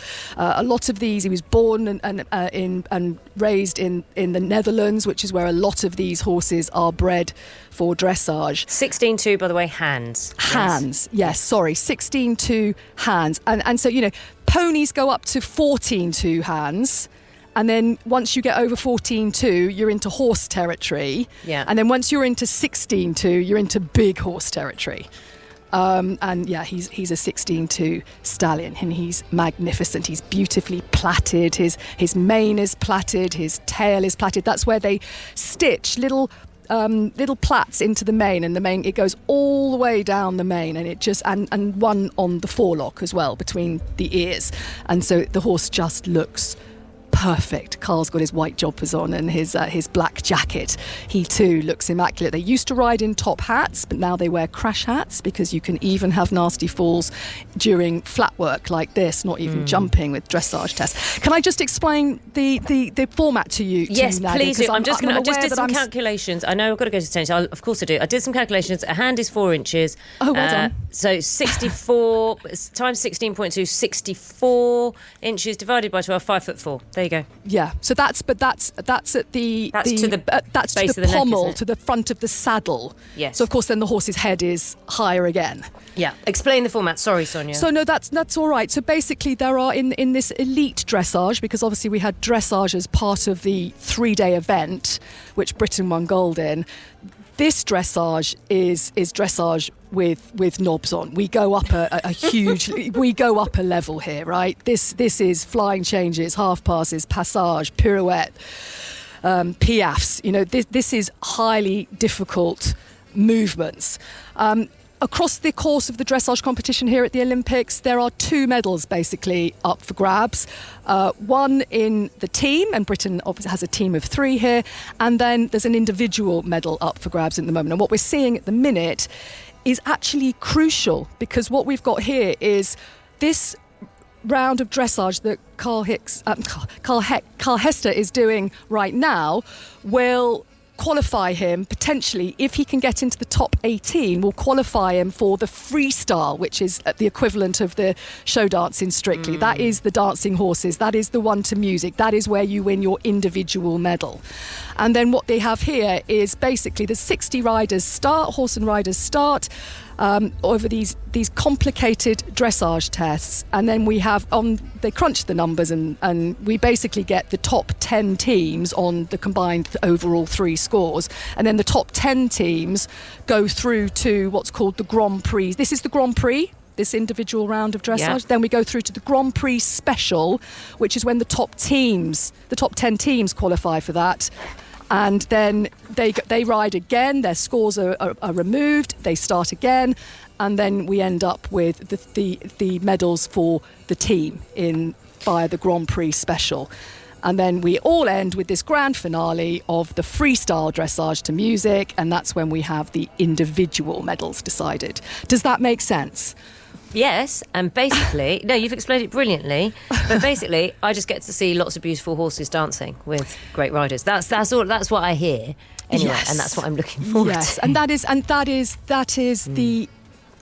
This test at the minute that Carl Hester is doing, there are 33 different and complicated movements which are marked out of 10 for each one, and he's currently doing a pirouette right in front of me, which is where the horse fixes his back legs and then moves around his back legs through 360 degrees. If you've ever ridden a horse and you've even tried to get it to walk forward, to try and do a pirouette is really, really difficult. 33 different movements, and then you get a general mark for your overall sort of the impression you gave in the arena. There are 12 of these movements that are marked by a coefficient of 2, which basically means you can get double marks for, but they are obviously the harder movements throughout the duration of the test. And then each movement is marked out of 10 being excellent, 0 being less so, and then the numbers are crunched at the end, and you end up with an overall percentage score. And if I tell you that Denmark, who are actually the favourites for the team gold here, their first rider in hit a mark of 78%. Now that is excellent. The world record, which is held by Charlotte Dujardin, is up at in the kind of the 88s. So 78, is already excellent. Okay. For this level of dressage. I think now, we're Charlotte, expecting that. Carl Hester has just finished. So if you just want to bear with me for he's waving to the crowd. He's just allowed his horse Fame to have a nice long rein so that he can stretch his neck. And Carl Hester goes into 3rd spot on this leaderboard. How many have gone so far? With a mark of 77.3%. So he's just 5% behind the leader. The first 2 have already qualified because of the scores that they have put down. But Carl has put himself in a very good position here with a score of 77.3%. Okay, how many? Just brief. Sorry, I will go to the news. But how many are competing in this bit? There are 6 groups of 10 riders. So Carl has just ended the first group of 10.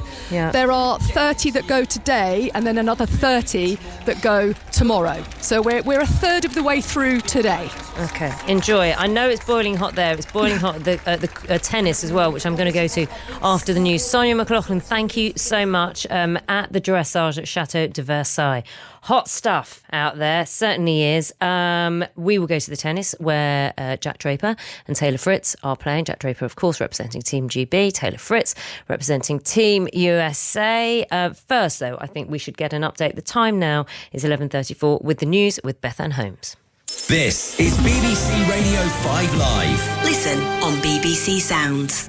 The Home Secretary, Yvette Cooper, has laid flowers in Southport following yesterday's stabbing attack in which 2 children were killed.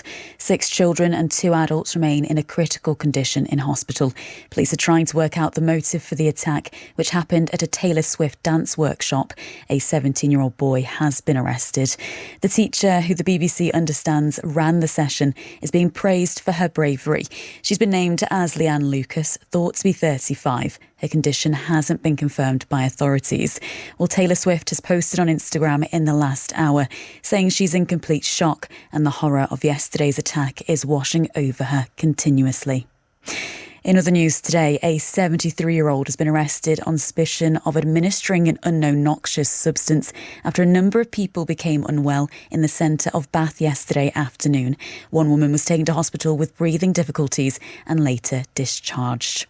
And a judge has issued an arrest warrant for Katie Price. The former glamour model failed to attend a hearing relating to her bankruptcies.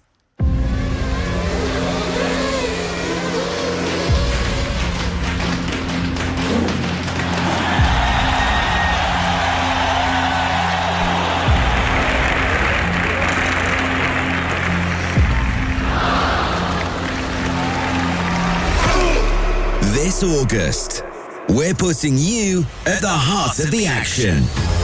Formula One, the 100, and US Open Tennis, all live this August. Listen on BBC Radio 5 Live and 5 Sports Extra. The Olympic Games, Paris 2024. with Naga Munchetty. On BBC Radio 5 Live. Yes, in Paris, where the Olympics are taking place, and it is scorchio. It is warm out there, as Jonathan Overend can tell us, who is at Roland Garros. Jonathan, what's happening? Jack Draper versus Taylor Fritz. Yes, I can absolutely... Good morning, Naga. I can absolutely endorse that fact. This is a very open stadium, Court Susan Long, and all the spectators are exposed to the elements. And the 2 players down there, first set of a heavyweight battle in the second round of the men's singles. Jack Draper for Great Britain against Taylor Fritz, just outside the world's top 10.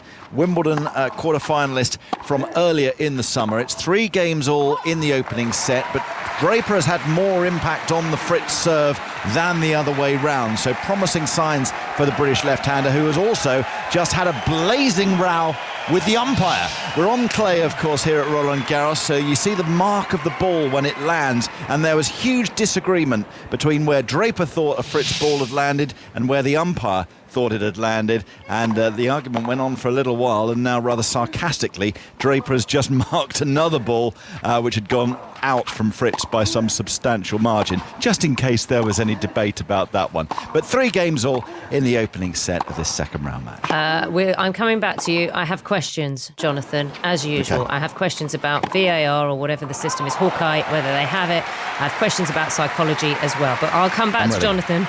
Be prepared. Jonathan over in there, who's at Roland Garros with the tennis. Now, Great Britain's gymnasts are in tonight's women's team final. And this follows a dramatic men's final. Last night, Japan won gold there. 2012 Olympic medalist Beth Tweddle is in Paris for us. Beth, hello. Good afternoon. Hello. Or no. Good morning well, for morning for us, afternoon for you. Good day, I think we'll say. That sounds good to me. Do you know what? I always do wonder because, I loved London 2012 and you were one of the stars of 2012. And I'm sure you're asked this, but do you watch and ever think, I wonder if I still could have done it? Still could be there. No, I mean, obviously I miss the competitive atmosphere, but I mean, I know how hard these gymnasts work now to be able to perform the routines, and that's definitely one bit I don't miss, all the hours of training. Fair enough. I'm quite happy sitting on the other side now. Yeah, you're still part of it, isn't it? I suppose it's just being part of it that is just as important. Should we talk about the men's team final last night? And actually, can we do something first of all? The team final, right? So 8 qualified teams, they compete on all the apparatus, right? So for the men, it's 6 pieces of apparatus, is that correct? And the women, it's 4? 4. Okay, and they are the apparatus? So for the women, you've got vault, uneven bars, balance beam and floor. For the men, you've got the floor, the pommels, the rings, the vault, the parallel bars and the high bar. Okay, great. Thank you for clearing that up, because sometimes we go into these things and assume everyone knows what's going on. What happened last night? There's always drama. There was some pretty sad drama, actually. Yeah, I mean, it's a tough format. So 8 teams go. You have 5 on the team, and out of your 5, you can pick your best 3, but every single score counts. So you're basically looking to do 18 out of 18 routines because every single 10th counts. China were kind of 3 marks ahead going into the last piece, which would have assumed that kind of gives them the title. But as with our sport, anything can happen right down to the last routine. And unfortunately for China, it did. They had a small error on the first routine, and then the second routine, the guy had 2 falls and a mistake at the beginning. And basically that was it. There was too many marks for the last gymnast to kind of claw back. He needed about a 15-2, which is pretty hard to score on the high bar. So Japan were elated with their gold medal. They won it in 2016. They lost it in 2020. So they were pleased to take it back this time. How high is the high bar? Gosh, you're testing me now. I don't actually know. They should have warned you that I'm the one who the one who asks all these all the questions. It is high though. I'll have to work that one out. I know. I'm doing it. I'm doing it right now. I'm doing it right now. How high? I'm doing it right now. How high should a high bar be? 42 inches. Oh gosh, I don't know what that is in meters. No, do you know what? That's a bar, as in a drinking bar. Because I read on and it said that allows for a standard 30-inch high bar stool to seat you comfortably at your bar. I know, I've looked up the wrong thing. Maybe someone will do it in my ear for me while we're talking. So, look, that happened. Team GB, oh, here we go. The high bar in gymnastics, 275 centimetres tall. And there we are. Yeah, that's 2 3/4 meters tall. That's tall. I no chance. Just no chance. Team GB. So Max Whitlock, another Team GB favourite, and part of the team outside the medals. Just outside the medals, yeah. They were in 4th, and do you know what? They did an impressive routines. They had a couple of errors, but even without those errors, they wouldn't have taken the medal. So America took the bronze medal. Unfortunately, in qualification, they hadn't looked that strong, but they definitely showed up last night. All of their routines hit, and they have one gymnast, Stephen Nadorsic, who goes up just on the pommel horse, and USA finished on the pommel. So he had to wait 2.5 hours to do his one piece, and he was the last gymnast up, and he went out there and did it and secured bronze for the USA team. So the boys can absolutely be hugely proud of themselves for the job that they did, and we've still got lots of individual medal chances. Yeah, that's what I was going to say. Now it comes down to, in a way, it's quite nice, isn't it, that they start off as a team, and so they've still got that bonding experience, and then they know they're all going to be supporting each other in the singles, in the individual events. Shall we talk about the women? Now, look, I'm not the most patient of people, Beth. I think it's fairly obvious. Let alone being a highly honed and trained athlete and then waiting for a result. What was going on here? For the women, waiting for confirmation that they'd actually qualified for the final. Didn't they have to wait around 9 hours? Oh, yeah. So it is, yeah. So the way our qualification works is we've got that many gymnasts here that has to be split into rotations. So subdivision 1 was when the British girls went. That was at 9:30 in the morning. And then there's another 4 subdivisions after them.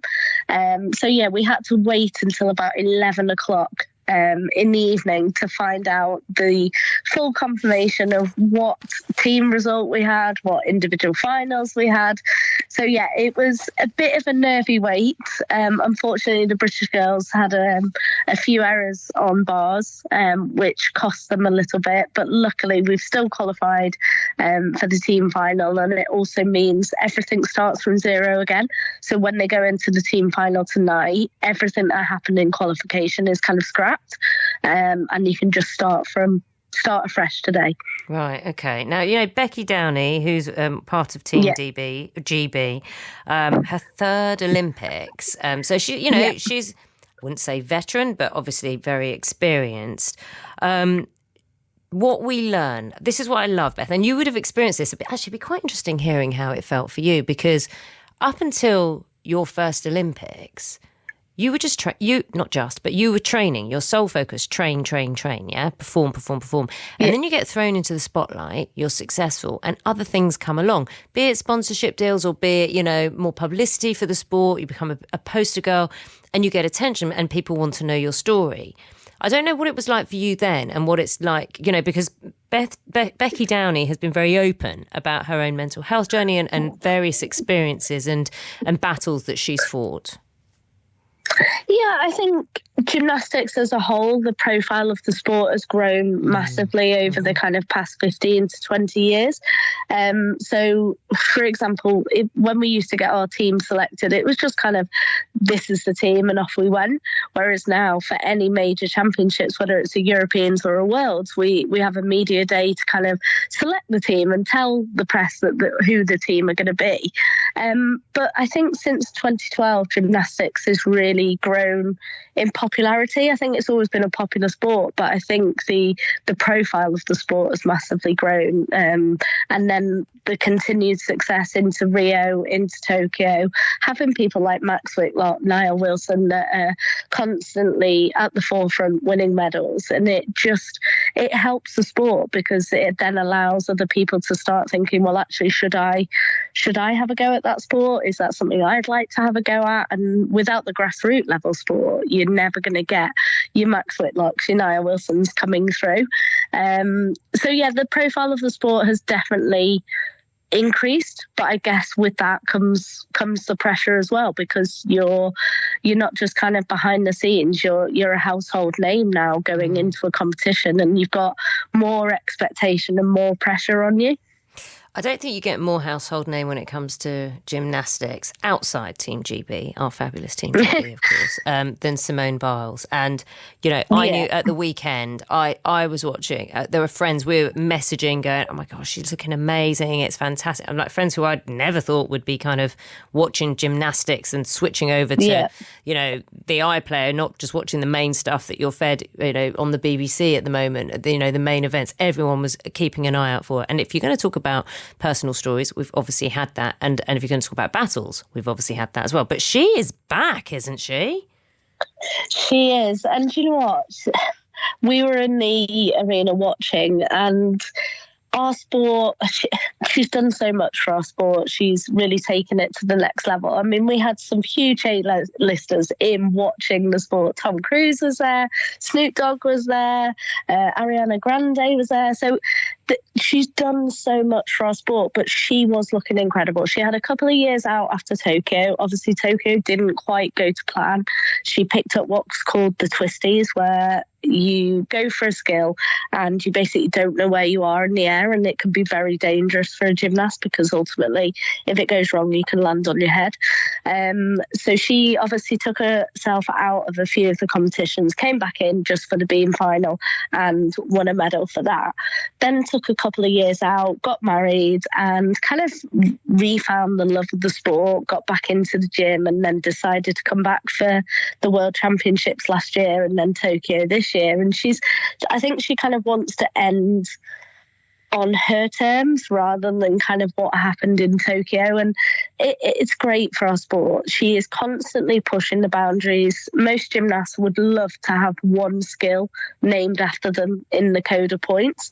Simone has already got 5, and she has actually submitted a 6, should she do it out here in Paris.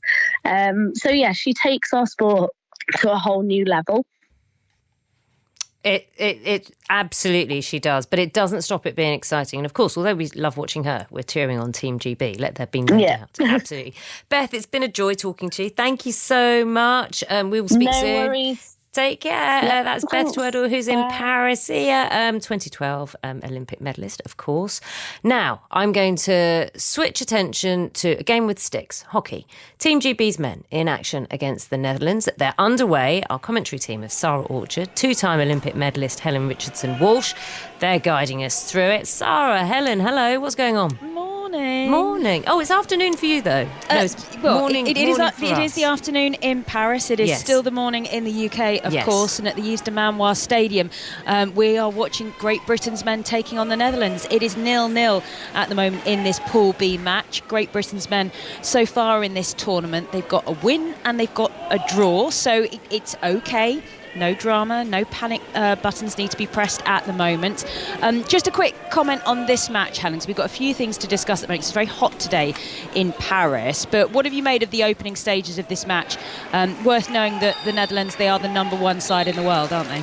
Yeah, this match has started as predicted. It's fairly even, maybe a little bit slower than perhaps would have expected, mainly because of those high temperatures, but you know, on paper, these two teams are pretty equal. The last few fixtures between them have gone both ways, with the odd draw thrown in. Like you say, ranked number 1 and 2 in the world currently. So this should be a really cracking game. Really looking forward to it. Yeah, this is a really exciting ticket for anyone who's inside the stadium. But as we said, Naga, it's hot in Paris today. So the temperature that we were given inside of the stadium officially is 32 degrees. But that's not the same as the temperature that will be down pitch side. Now, remember in hockey, we are talking about a pitch that is not grass. The pitch at the hockey stadium is the first ever carbon zero turf. It's made from 80% sugarcane. And I can tell you, it gets extremely hot. And we have been told that pitch side it's around 40 degrees. As a result of that, they have actually implemented a level 1 procedure. It means they can have extended breaks between the first and the third quarters. They normally had 2 minutes. That's going to be extended to 4 minutes to make sure that the players hydrate.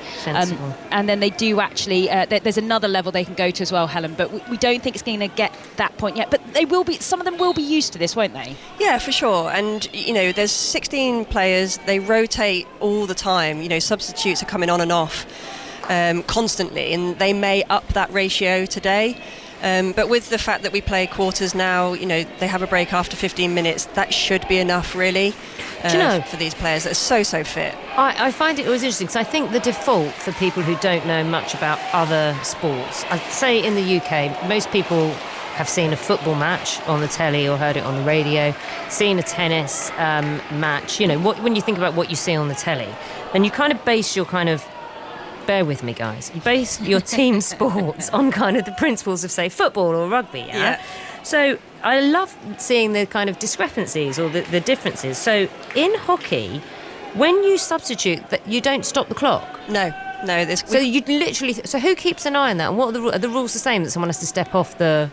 Yeah, pitch? So we call it rolling subs. So you literally can hopefully no one's rolling off the pitch. But yeah, basically it's the technical TD at the side of the pitch that has to keep an eye on that. There has been occasion when teams have had more than 11 players on the pitch, and if you spot it, as the team, you need to make sure you get somebody off, but that's very, very rare. Is that a penalty? It would be. I think the rule is a penalty corner to the opposition. And once you're substituted, can you come back on the pitch? Yep, literally you'll be on and off the pitch all the time. Yeah, all the time. And you don't always have to have a goalkeeper? Nope. The goalkeeper can come off, which we've already seen in this tournament on a few occasions, actually. We've seen it with both the men and the women, haven't we, already? Yes. And I've just spotted that Princess Anne is watching the hockey today, the Great Britain's men. She's up in the stands watching on. I think she's sat with Susanna Townsend. I think she is, you're right. Susanna Townsend's getting around a bit this Paris Olympic Games. Yeah, Susanna Townsend is a former GB player. Getting heavily involved, got a big job to do today. But the only other little thing just to say about when the subs go on and off, Naga, is there is a very technical system that most teams follow. And the technical system is you hold on to a bib. And if you have not passed that bib to someone else, don't go on the field. That's as technical as it gets. If you're holding the bib, you're off. I think we started that actually, Sarah. Before the Rio Olympics, there was a mistake, and we had too many players on the pitch, and that was our solution to make sure it didn't happen only again. 11 bibs. Yeah, so, well, not 11 bibs, but you have to pass the bib over, if that makes sense. No, it doesn't. So you take it off, or you're taking off a... What are you taking off? Well, so when a player comes off the pitch, in order to kind of have a walk down the sideline, they have to put a bib on. Yeah. And so when they're coming back on, they'll take that bib off, and they'll have to physically pass it over to the player that's coming off the pitch. Now I get it. We used to have numbers. We actually used to have to hold up a number of the player coming off, but that got taken out for some reason. And actually, it was very complicated. It made it easier for, if you're shouting the player and it's really obvious to them that their number is up, you have to get off. I'm jumping away from you two. I love this chat, but I've got to. Sarah Orchard, Helen Richardson-Wolf, we will be talking again, I'm sure, because I want to take you to Alistair Bruce-Ball and Steve Parry, where the women's 100 metres freestyle heats are about to get going. Hello. Yes. Hi, Naga. When the temperatures are getting up near to 40 degrees, the one place you want to be is in a nice cold swimming pool. It's warm in the arena here. What's the water temperature, Steve, actually, Olympic pool? Oh, it's a chilly 26 degrees. 26 degrees, that's what you want on a steamy Parisian afternoon like this one. This is the third heat of 4 in the women's 100 metres freestyle. And Steve, in this heat, we are watching Great Britain's Anna Hopkin. Made the final in Tokyo, finished 7th, has already raced in the women's 4x100 metre freestyle relay. Tough heat for her here because the Australian Molly O'Callaghan, who was so impressive last night, winning gold in the 200 metres freestyle, is in there. Shayna Jack as well of Australia. Tough competition. Yeah, she's going to have her work cut out here just as the swimmers prepare to get going. Anna needs a good start here because O'Callaghan, who she's swimming next to, she has such strong back end speed. She's going to fly past her on that second 50.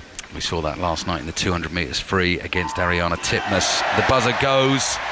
The swimmers dive into the twinkling blue waters in the La Défense Arena. The smooth stroke of Molly O'Callaghan is prominent there in lane 4. Anna Hopkin for Great Britain, right alongside her though in lane 3. Good start that, Steve Parry. Yeah, well, she's taking it to him. She's got the most speed of anyone in here. She's a specialist 50 swimmer. Distinctive straight arm recovery. All the other swimmers bending their elbows as they recover. Anna with that straight arm, but she's going really well here. First at the 50. Yeah, quickest at the turn, Anna Hopkin. The Aussies coming back at her. Big roars for the French swimmer lane 2 as well. Beryl Gastaldello. She's right up alongside Anna Hopkin. All 4 of them, the 2 Aussies, the French woman Anna Hopkin, driving for the wall here with 10 metres to go. Great swim here from Great Britain's Anna Hopkin. It is Molly O'Callaghan, though, who's going to get the touch. Then Shayna Jack. Hopkin finishes in 4th place in the heat in a time of 53.67 seconds. And you said it, you predicted it, Steve. That back-end speed, particularly from Molly O'Callaghan. We saw it there again. Yeah, it's so distinctive, isn't it? Watching those bright yellow caps from Australia come through at the end there. But that was mustard from Anna Hopkin there. Exactly what she needed to do. And there was no fear on that first length. She really took it to O'Callaghan and to Shayna Jack there on the first 50. And I like to see that. Really tough racing, getting out there. 7th fastest time so far for Anna Hopkin. 16 fastest go through, and there are only 8 swimming in the next heat. So by my maths, Anna Hopkin is already through to the semi-finals. Steve Parry says mustard. I will say moutarde. I'll say Tabasco, just to be a bit different. How many heats? Last one coming up. Last one just coming up. Just 4 this time, yeah, because there were 10 for the men, weren't there? Correct. For the women's 100 metres free, there are 4 heats. Siobhan Haughey of Hong Kong goes in the next one, Naga, who will be one of the medal contenders. But that, as Steve was saying, a really impressive swim from Anna Hopkin. So we will see more of her in the semi-finals this evening. Looking forward to that. I'm just reading my little fact. She's in the same training group as her boyfriend Luke Greenbank and Adam Peaty. Didn't know that. Yeah, they train. So they all train together in good company. Yeah, there's a number of specialist training centres around the country, Naga. Stirling being one of them, Loughborough being another. They've got one at Bath as well. So they try and put all the top swimmers in the country together because it seems to work. They all train off each other. Yeah, looks good. Well, excellence breeds excellence, isn't it? Success breeds success. Thank you both so much, Ali, Bruce Ball and Steve Parry there. I'm going to get back to Jonathan Overend, who's at Roland Garros, where it is, I think he's agreed, Scorchio, Jack Draper against Taylor Fritz. They're in action. Jonathan? Yeah. No Hawkeye? Because we were talking about Jack Draper, or you were talking about Jack Draper having a little bit of a rumble with the umpire about the ball being in or out. Yeah, the score, first of all, 5 games all in the opening set between Draper and Fritz. Draper did have a set point in the last game on the Fritz serve. Big chance for him with a mid-court forehand, uncharacteristically put it into the net. So will he be left to rue that missed chance? He has just held serve, so Draper edges ahead 6-5 against his higher-ranked opponent from the United States. This would be a big win for him if he can come through it. But back to your point, this is a big contentious issue in tennis at the moment. Hawkeye on clay. Now, Hawkeye is used much more on the hard courts or indeed on grass, because on clay it leaves a mark. It physically leaves a mark when it lands, like on a beach, effectively. If you drop a tennis ball on a beach, it leaves a mark. The umpire can come down, see it. But I suppose you can argue, well, there could be a discrepancy. The ball moves, the motion of the ball, the science of the ball pushes it through, and the spin, and absolutely. And if you're going to use it on one surface, shouldn't there be standardisation? And the tennis tours have agreed that there should be standardisation. So next year, all tour events will have automatic line calling at all events, which is going to be a costly business. We don't really think about that. The installation of all the cameras required to create the GPS field. Draper has got one of those massive bags of ice on top of his head at the sit down at the moment. And when you say so big, hot. when you say big bag of ice, we're not talking about a little kind of Ziploc sandwich bag size. This is like what I'd say if you put your arms either side, in front of you, it's like a big bag, and he's draping it all over his head. It's one of those you get from the supermarket, isn't it? When you're having a party and you haven't got a big enough freezer to store a load of ice, you go to the supermarket, buy a couple of those bags. It's one of those. Yes. And he's just left it on the top of his head. He actually changed his shirt after just 7 games of this match, Draper. It is so hot out there. Spectators all around this very open court, Susan Longlawn, have been fanning themselves consistently. So back to the Hawkeye. We will have standardisation from next year, but you do occasionally get these disputes where the players say, no, you've picked out the wrong mark there, umpire. Because it's all very well saying, well, that ball was out because there's the mark. Well, was it the right mark? And that's often where the players have more of a view than actually the umpires do. Has Jack Draper got over his annoyance with the umpire? I think he has. Yeah, I think he has. It was quite a lengthy argument by tennis standards, but on he goes. And he's playing well. He's made very few unforced errors. It was just unfortunate that one of those errors should come on the set point he had. This set should really have been done by now. Draper should have won it 7-5, but he is 6-5 ahead. 6-4. He is 6-5 ahead at the moment. Fritz is serving, so if the American holds his serve, we'll be into a first set tie-break. And a reminder that it's second round match in the men's singles, with later in the day Andy Murray playing in the men's doubles in partnership with Dan Evans after their extraordinary victory on the opening day. Double fault from Taylor Fritz, so a little window of opportunity for the British man at 15-30, 2 points away from winning the set once more. He's got a lot of support in the stands around us as we look left and right. There are Union flags, and the tennis has been getting terrific crowds. I mean, all the stadiums have been packed out, and it's a sellout tennis, and it has been for some time, as Fritz plays an excellent backhand drive down the line to move to 30-all in the game. But certainly one of the most popular tickets, I would imagine, Naga, it has been for these Olympics. I'm looking and I'm seeing the sunny side of the court does have a few empty seats, but the shadier side of the arena is absolutely packed. Yeah, and I was in court Philippe Chatrier for Alcaraz last night, and often at these Grand Slam events you do see quite a few empty seats at various parts of the day, because when you've got a tennis ticket, it's a long day. Yes. That's quite a commitment, sitting there watching tennis for an entire come on, day. It's no hardship though. No is it? hardship. If you love when tennis, you are allowed to get up and go and get a drink and that's the thing. You buy a ticket to the tennis at the Olympics and you get 2 matches. That's the session, 2 matches. so you're more likely to be in that seat for the entire day. Drop shot from Draper, hits the net and comes back his side. Again, that's an error on a big point at 30-all. A chance to set up another set point. Very tight first set, this, Naga. It's a big match between two of the best players in the world. Draper is ranked 27, but very much on the rise still. He's only 22, and Fritz, 12 in the world, has been as high as number 5. And you can see the determination in both of these men to have a good run here. The Olympic Games isn't always the highest priority for these tennis players, but I think once you're here and once you're in the competition, absolutely you want to win it. And both of these men could be potential champions at the end of the week, I would say. Oh, I was holding with you because I was really hoping that Jack Draper... Well, it's 6-5, 40-all. He's just gone long with a big forehand, Draper. No, I'm with you. No. I thought he'd just clipped the line there, but this time no argument with the umpire. So that does make it 6 games all, and it will be a first set tiebreak in this match. All right then. Jonathan, I will leave you for now, but I will be checking in with you over the next hour if you don't mind.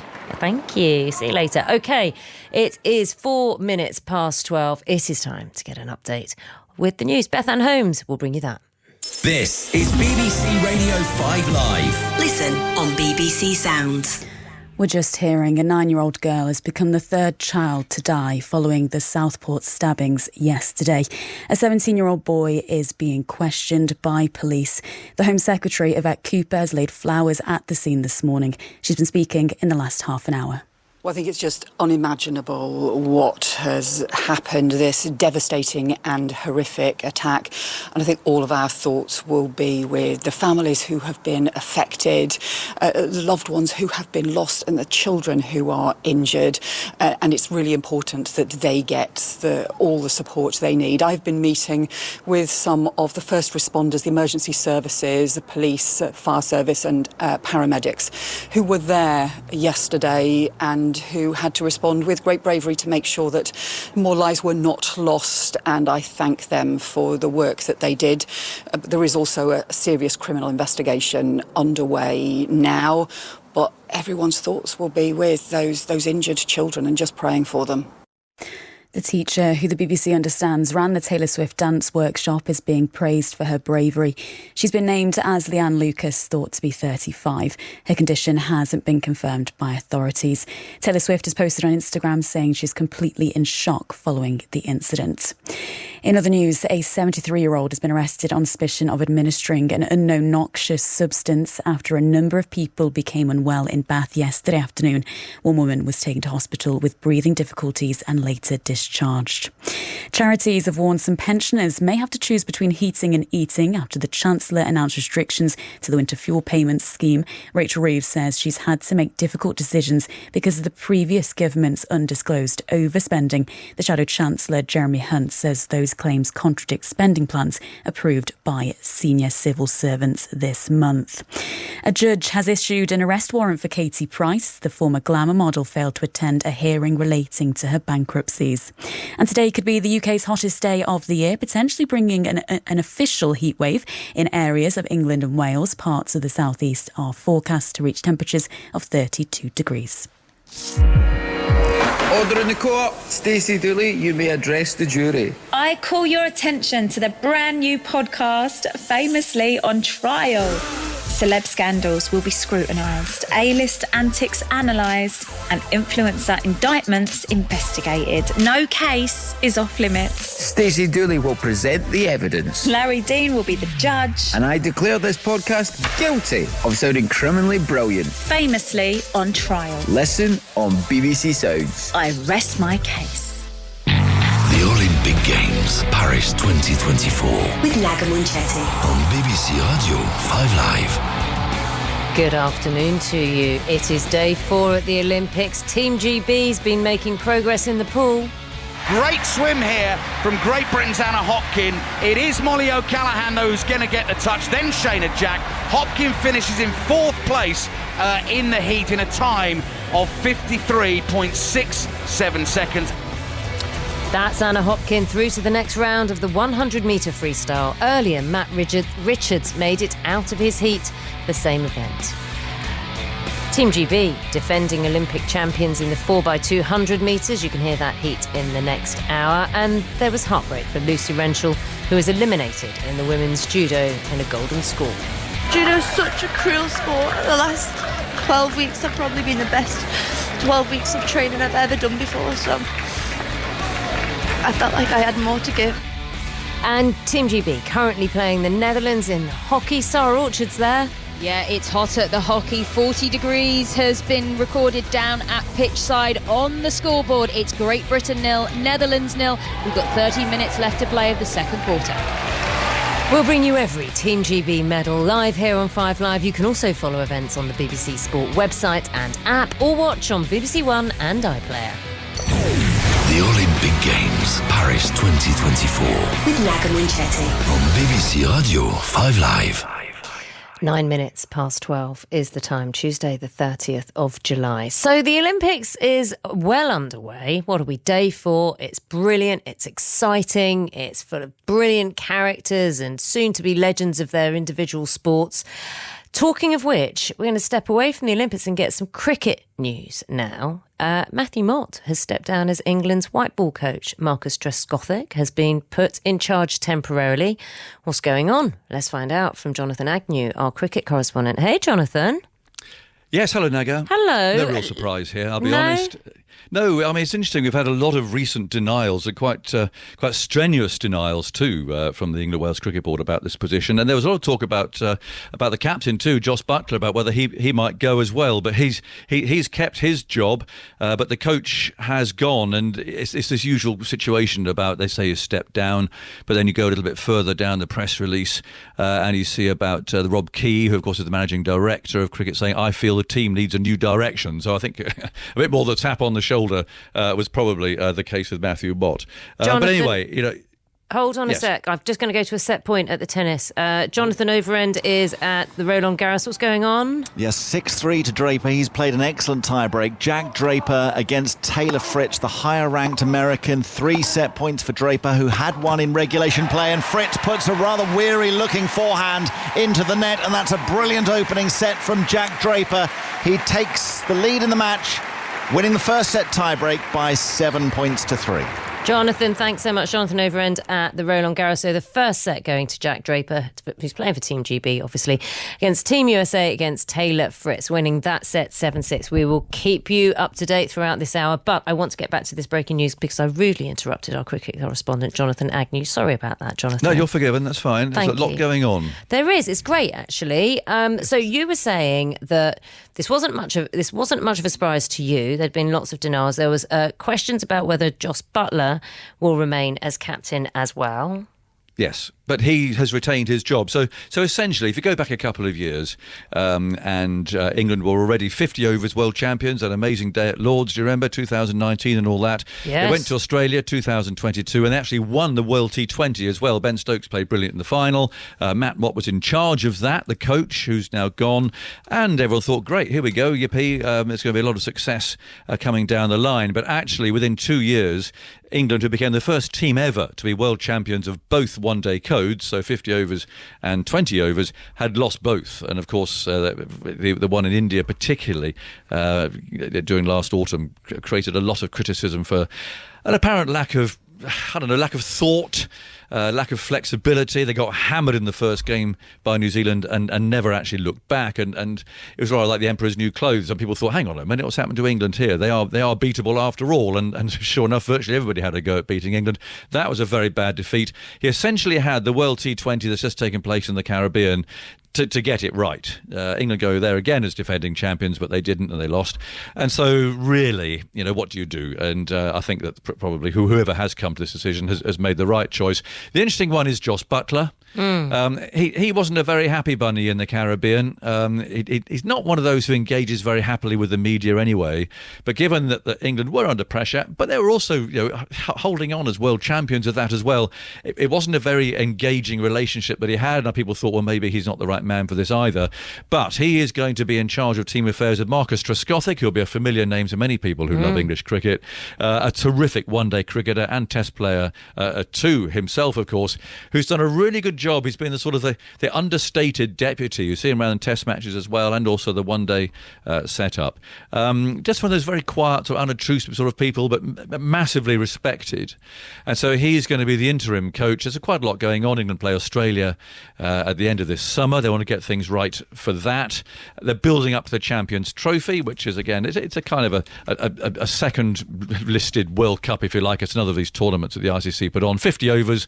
That's taking place in Pakistan in February, and that's an important one for England. That's where you are going to get a gauge as to whether or not they've got their one-day cricket back on track. So I would imagine that Marcus Trescothick, if he is the interim, will be given up to that point to show that he's the right man for the job. Otherwise, there's some interesting names out there. I'll float one, Andrew Flintoff being one, who's, of course, started his coaching, managing career in the 100. Yeah, he's a bit far off, I think, at the moment, but it's kind of one that's dangling in there in the future, you know. I love names being dangled out there. Two things I'm going to say to you. One, Marcus Trescothick, didn't know he was born on Christmas Day. Oh, there you go. There was a team not so long ago where there were either 2 or 3 on the squad. It might even have been 3. Were all born on Christmas Day. You and your big brain. Trivia. You and your big brain. No, it's not, because I can't remember who they were. I think one was Simon Jones, the fast bowler, actually. There you go. And thank you for reminding me of that brilliant day in 2019. Yeah, I remember running between rooms, we were at Friends trying to watch the Wimbledon and the Cricket World Cup finals at the same time. It was marvellous. It was a crazy day, but a very happy one. Hopefully there'll be more to come. Yeah, there will be. Jonathan, always a joy talking to you. Thanks for that. Yeah, take care. Bye. That's our cricket correspondent. I'm going to take you to the pool, the men's 200 metres breaststroke heats. Ali Bruce Ball, Steve Parry watching on.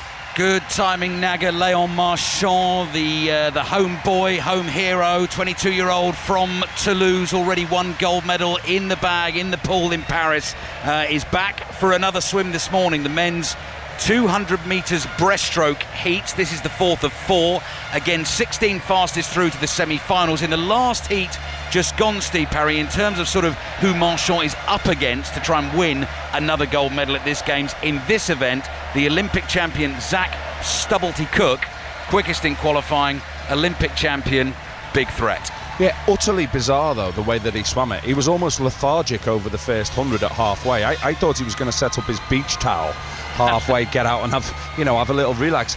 He only turned it on in the last 100 metres, showing his quality there, the Australian. I think he looks dangerous. He totally back-ended that last one. Sometimes swimmers try different tactics when they're doing it, and he was definitely trying one there. Léon Marchand will swim in lane 5 here. You can already hear the hollers and the shouting for him. Jan Kalasowski of Poland, lane 1. Anton McKee of Iceland in lane 2. 2 Chinese swimmers in 3 and 4, Dongji Hao and Chin Hai-yang, who was disappointing in that 100 metres breaststroke final, 7th. Adam Peaty took the silver. Marchand in 5, Arno Kaminga, silver medalist in Tokyo, in 6, Chosum Jai of Korea in 7, and Daniils Bobrovs of Latvia in lane 8. The buzzer goes, the swimmers are in, 4 lengths of breaststroke to come, and Léon Marchand is already getting the olays as he drives up this first length of the pool. Long, smooth breaststroke, head coming up and out of the water. That's got to make him feel like $1 million. I can't believe what I'm seeing here. He is taking on the world record holder, Chin Hai-yang, next to him, and he's turned almost half a second ahead of him down the first 50. A 400-metre individual medley Olympic champion Léon Marchand has no right to be taking on the specialist Chin Hai-yang in this event, but he's doing it. As you can hear, every single stroke is getting a massive roar, and that is only going to get louder as the event progresses. It is box office stuff. It is making the events that Marchand swims in hugely entertaining, but he is also producing the goods in the pool, and over the second length he is still well clear of Chin Hai-yang just on his right hand side, Dongji Hao of China as well, and the Korean Cho actually turns 3rd fastest here, but Marchand's still out in front. He's on world record pace here, Ali. He's looking exceptional. I can't believe he's taking on these specialists in the 200 metres breaststroke. Chin Hai-yang looks like a schoolboy next to him at the moment, the way that he's swimming. It's beautiful to watch. We talked about the difficulty of doing the butterfly, the 200 metres butterfly and the 200 metres breaststroke in the same session. He's going to have to do it again tonight in the semi-finals. This is absolutely magnificent. Clear again at the turn, Steve. Yeah, it's really good. So the pace has dropped off world record a little bit, but he's definitely going to be testing the fastest times from Zach Stubblety-Cook. I can't speak, I'm so excited with what I'm watching. It looks like he's easing back a little bit now. This might be part of his race plan. His coach might have said, go to world record pace to 150. Yeah, other swimmers just closing in on him, but Leon Marchand is very comfortable here. Cho, the South Korean in lane 7, is closest to him. Over in lane 2, Anton McKee, the Icelandic swimmer, is also closing in, but Marchand is in cruise control as he glides in, touches the wall. Cho actually gets the touch ahead of him, but Marchand in the last 50 metres there completely took his foot off the gas. That bodes really well for him, and I actually think just in terms of entertainment value here in the pool, his semi-final to come and final, you presume, are going to be great races to watch, and he's loving it. You can see the goggles are up, the smile is on. Chin Hai Yang, 6th fastest in that heat, 16 fastest go through. So he's not having a great game so far, Chin Hai Yang, is he, Steve? He's not having a great game. So I'm just looking at him. He's only just scraped in. He's having an absolute shocker, the world record holder. It isn't often. I've been around swimming pools around 30 years. I'm not often that surprised with some unexpected stuff.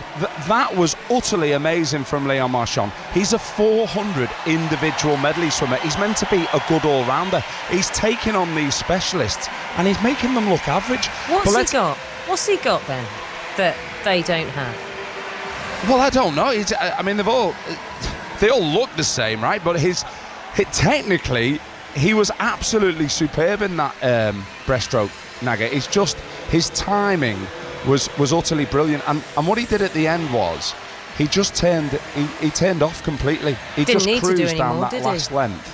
It's why, Naga, as well. So talking to Steve earlier in the week, the comparisons are made with Michael Phelps. Now, Michael Phelps won 28 Olympic medals, 23 of those gold, and Leon Marchand is just at the start of his career. And I think you're always quite hesitant to make comparisons like that because Phelps is just so far and away the greatest in the Olympic pool. But when you watch someone swim like that, Steve, I can see why the comparisons are made, because potential talent, stardust, right there. I mean, he's better than Phelps.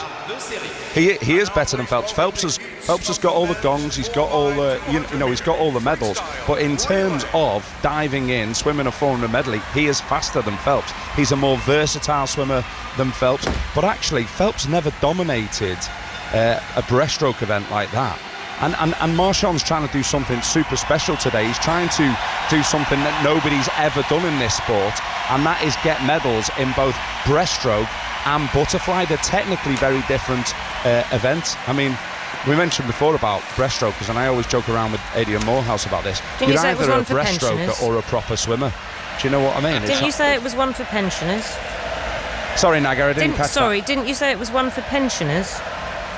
Well, listen, I'm going to get myself in trouble in here, but those words may have come out of my mouth. But do you know, it was fantastic. That I'm still buzzing, Naga, from what I'm seeing from Marchand there. He looked absolutely world-beating in the breaststroke, and he looked troubled on that butterfly. I think he's going to have to work very hard to get through onto the podium on that butterfly event. Steve, you know you're taking me for a swimming lesson. Yeah, absolutely. Can you tell me, when you teach me how to breaststroke, and I can guarantee you won't be able to, when you teach me how to breaststroke, I was looking at the timings. You know, it was saying 1.45 metres per second, 1.48 and all that. Which is the fastest part of the stroke? So it's all, and that's the beauty about Leon Marchand. He doesn't slow down. He has perfect synchronicity between his arms and his legs, whereas the others, you see their speed, meters per second, varying much more than his. It's because of his rhythm that he manages to sustain that speed. Now, clearly, breaststroke is the slowest event, 1.5 meters per second. On the freestyle, you're going to get up to around 2 meters per second. They're the speed demons, like Ben Proud, who we're seeing later this week. I should say, I just want to flag up, and I know nothing was meant of this. Only one person has managed to reach the final in both the events, in the breaststroke and butterfly, and it was US's Mary Sears in 1956. Bronze medalist in the women's 100 fly, 7th in the 200 metres breaststroke. But I reckon if Léon Marchand stays on form, he'll be smashing that. Do you know, I didn't know that one, but it's great to know that someone has got a medal and made a final in the other one. I think it would be remarkable if someone managed to get medals in both, and that's what we're going to be watching Léon Marchand try to do. I'm going to come back to both of you for the 4x200 metres relay. British men are in that one. Okay, speak to you soon. Brill. Yeah, Take care, guys. Thanks. That's Ali Bruce Ball and Steve Parry. Right.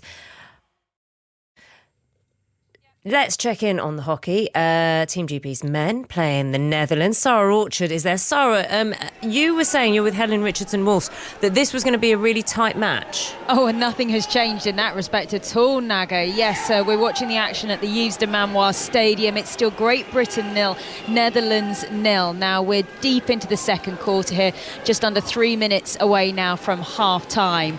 And Helen, just watching on, this has been a really tight affair, and GB a little bit have been slightly beaten up. Liam Sanford, he's had to go off and had his head stitched up. He always wears a bandage around his head anyway, but now he's got a double bandage round it. And then also we've just had an incredible smash to the knee with a hockey ball by Jack Waller, who has just bravely walked it off. I mean, it's bruising out there. Yeah, it's a pretty steady half from both teams. Probably the heat might be playing into it a little bit, that not seeing the dynamism that you normally get from both these teams, but both teams are actually playing man on man, so there's plenty of space out there opening up with defenders following attackers all over the pitch, which is not something you want to do in this heat, but that's the tactics they've gone with. So yeah, plenty of space, plenty of opportunity. The Dutch possibly just having the upper hand on a few occasions, but yeah, really close as we expected. And we've been talking a lot in the build-up to this Olympics about how well Great Britain's men and England before them have been doing, because of course the ranking that Great Britain come into the Olympics with is the ranking based on where England are, so they're currently second in the world. There's a lot of pressure on them to deliver something here. In previous Olympics we've been talking about the women, but a lot of credit to this is Paul Revington, who is their coach, who's taken on the men now. The word that comes up whenever you talk about Paul Revington, their coach in hockey, is Bazball. And this is all about the GB men wanting to go out and play. And I was listening to a lot of the interviews with the men, and they said that they have a little bit of a mantra, which is, if a man and his dog walk past our training pitch, will they stay and watch? You know, and it's all about that exciting brand. And they do have these amazing flashes at times. We haven't seen too many in this match, but they do play a great brand of hockey. Yeah, they do. And that's a really lovely way to kind of talk about their team, and it's a really visual way. And I think that's what Paul Revington has brought. They always, you know, over the last definitely the last Olympic cycle and maybe the one before, they've had exciting, great players. I think what Paul Revington has brought is the team. He's really created a culture of togetherness, a group of men that want to work hard for each other. There are some outstanding players on this pitch, but they're not going to win this tournament because of one or two, which may have been the case in the past. This is all about the team and the culture they're creating. OK, well, we're closing in on half-time. It is Great Britain 0, Netherlands 0, and the hooter is about to go, Naga. Oh, OK, I'm loving... There we go! You say it and it happens. Sarah, thanks so much. Sarah Orchard, Helen Richardson-Walsh. We will keep you up to date with what's going on with Team GB playing the Netherlands in the hockey. BMX. Let's go to Urban Park, where the cool kids hang out. BMX Freestyle is getting underway today. Conor McNamara and Victoria Pendleton are watching for us. In the women's event, there's a defending Olympic champion from Team GB too. So, the cool kids, Conor, Victoria, what's going on? This is great. I mean, people are going all over the world. It looks great on television. It obviously looks even better in person. Setting is spectacular. The Place de la Concorde, the largest square in the city, bringing the urban sport right into the heart of Paris, and it's hot. It's very hot in the baking sun, so much so that the riders, when they're not performing, they're sheltering under umbrellas, just trying to stay cool. And the reigning women's gold medal holder, Charlotte Worthing from Manchester, will be getting underway in the next 15-20 minutes or so. Each rider gets 2 runs of the course. Their best run counts.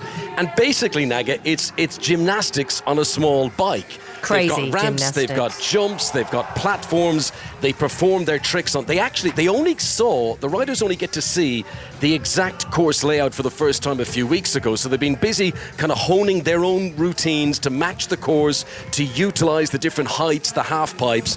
And there's a real grace to this. I mean, it is like watching the gymnastics. Gravity provides the momentum. I mean, there's pedals, obviously, but they're not using the pedals for speed. It's all about going down the ramp, and then you sort of get suspended in the air, and there's a sort of slow motion effect. Victoria Pendleton is what we're watching here at the early stages. I mean, this is very much the modern face of Olympics. It is indeed. I mean, it's a very interesting sport. It's 5 judges are going to score the style of the riders. It's going to be looking at the difficulty of the jumps, the originality, how they're executed, so how clean and smooth they make it look, the amplitude, so how high they go, and also how creatively they use the park. And they've only just seen the park, as Conor just mentioned, so they have to try and use as much as possible to incorporate as many different moves and skills as they can in the time they have.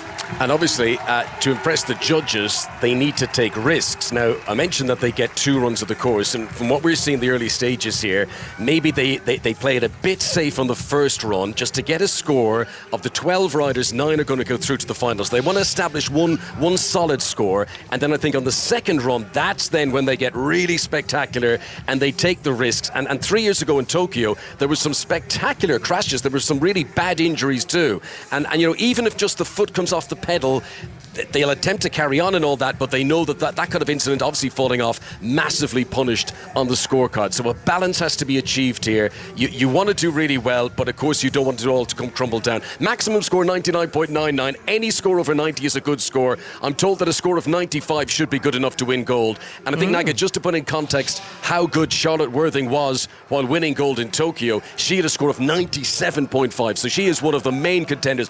Big hope for Team GB here. Okay, it sounds fabulous. We will keep in touch with you guys as the competition goes on. Conor McNamara, Victoria Pendleton, thank you. Let's take you back to the pool for the men's 4x200 metre relay. Team GB in Heat 2. Ali, Steve? Yes, Great Britain, the defending champions, will be in the pool shortly. We have just watched a thrilling climax to the first heat. The 4th French swimmer in this men's 4x200 metre freestyle relay, Romain Fuchs, put in a fabulous swim to very nearly reel in the American team. The Americans so dominant in the 4x1, less so in the 4x2. But the noise in here, Steve, as Fuchs started to make ground, he didn't quite get the touch at the end. France finished second to the USA, but obviously have recorded a decent time to try and make the final. And that's going to light up the final as well, isn't it? That sort of noise. That was unbelievable. Yeah, it was like being at the footy, wasn't it? It's like a goal went in off a corner or something. It was fabulous. And the French are loving their swimming, you know. And just one more race to go, and we've got the 4x200 men. I mean, they've been so dominant in this, Ali. They've won 4 of the last 5 World Championships. They're the reigning Olympic champions. In the previous Olympics, they got silver. This is Great Britain's gold medal to lose. If they don't do the bizzo here, they've got a problem. The final is tonight. In terms of the swim we're about to see now, so this is the second heat of 2. The team that won the gold medal, actually, Steve, 3 years ago in Tokyo, Tom Dean, James Guy, Matt Richards and Duncan Scott. The team for this heat, James Guy and Tom Dean are in there. Looks like Tom Dean is going to swim the anchor leg. Jack McMillan and Kieran Bird line up in the British team. So what's the selection process that's going on here? Yeah, I mean, Great Britain, just to put this in perspective, they've got 3 guys that are faster than the fastest American. You know, they really are a powerhouse. America had a really tough Olympics last time. It's the first time ever they didn't get a medal on the 4x200. And Britain have really stamped their authority. Such is our strength in depth. We have the luxury, Great Britain have the luxury of not having to swim. They're faster swimmers. So Duncan Scott, who was in the 200 metre final last night, and Matthew Richards, who got a silver medal in the 200 freestyle last night, they can put their feet up. They can lounge around this morning. and then come back this afternoon and take part in the 4x2 and hopefully help the team win. And first swim of the games for Tom Dean, am I right? Yeah. Yeah, it's been tough for Tom Dean, right? So he won the Olympics last time on the 200 freestyle, but he was beaten at the trials. And again, it's great for Great Britain to have that much quality, but it's really tough for Tom Dean to finish third in a world-class time and not have the opportunity to come back and defend this title. Right, so Great Britain's men start the defence of their Olympic title. First job is to get themselves into tonight's final. We're certainly expecting them to do that. Should be a cracking atmosphere for this race as well. Lithuania in lane 1, Brazil in 2, Australia in 3, Great Britain in 4, James Guy will take it out for Britain, China in 5, Italy in 6, Greece in 7, and Canada lane 8. Buzzer goes, and they are underway. James Guy in lane 4. Streamlined figure emerges to the top of the surface here and stroking smoothly, and seems to have already got himself out in front. Yeah, he's been brilliant, James Guy, for the team over the years. He won the World Championships almost 10 years ago now out in Kazan, and he just loves it. You know, he's getting not a little bit old, but he is getting on a little bit for a swimmer, but he's just sticking around and still performing, and he's bossing this race down the first 100. Yeah, James Guy is out in front by about half a body length. On his right hand side, the Australian team pretty close, so are China. The Spider Cam, which is positioned above the pool, is closely following the swimmers down this second length, so it's 4 lengths for each swimmer. This is the men's 4x200 metre freestyle relay, and James Guy very smoothly taking it out for Great Britain at the moment. Australia and China, the two closest challengers so far. Very, very positive here for Britain. I mean, if you've got a James Guy on form, joining Matthew Richards and Duncan Scott, who we know are in really good form from their individual events last night, it's really good news for the prospects of winning that gold medal. But he's bossing Taylor from Australia here. I expected Taylor to be much closer to James Guy, but there's clear water now between the teams. Yeah, Kai Taylor can only see the soles of James Guy's feet. James Guy is turning his head to the left-hand side. We can see his face clearly every couple of strokes here. He is going to hand it over to Jack McMillan. I'm going to ask Stephen Parry about the takeovers in just a second. Guy touches, McMillan goes in. Well, they are crucially important, Steve. They must work on those a heck of a lot, the changeover for each leg. Yeah, and the key there is you've got to get moving on your dive before your teammate touches the wall. So you have to judge exactly when they're going to touch the wall, so your toes are leaving the block at exactly the same time. But they will have been told by the team leaders this morning, do not do a false start, because Great Britain desperately have to be in that final this evening. So Jack McMillan is clearly away in front for Great Britain. In the last 50 metres or so, Lithuania have got themselves into the race. They are swimming over in lane 1. Still Australia in second. Jack McMillan just coming down to the wall in front of us. A couple of body lengths ahead of the Australian swimmer to his left-hand side. Turns, disappears under the water. That dolphin kick to get him going again. And he pops up, and Jack McMillan away for Great Britain, the Olympic champions, totally in control of this heat at the moment. Kieran Bird will follow next, and then we'll see Tom Dean in the pool for the first time to bring it home. So McMillan is heading to the final turn in his part of this relay. Touches the wall first. Let's see the difference between the British team and their closest challengers. That's the Australians. It's almost 3 seconds, Steve. What a sight. I love to see it. Great Britain red hat, at least 4 metres ahead of the Australians. It's not often that we say that, but Great Britain are all over this. And what's fascinating here, Ali, is these guys will be swimming off for places. The British team members, they want to be in the final tonight, but they have to beat each other. Who is going to be on the team this evening? Yeah, Matt Richards and Duncan Scott, part of that team that won gold in Tokyo 3 years ago. Jack McMillan has done the business for Great Britain. Kieran Bird is now into the pool. Good swim by Lithuania. That continues. Lane 7 as well. The Greek team have got themselves up near the front of this race. Now, what have you spotted there, Steve, on the screen? Well, it looks like they're going to review the Greeks' takeover here, because it looks like they might have gone early, so we'll come back to that. They do have a VAR-type system in operation here with a technical committee. Look at all that stuff, but Great Britain looking fantastic there.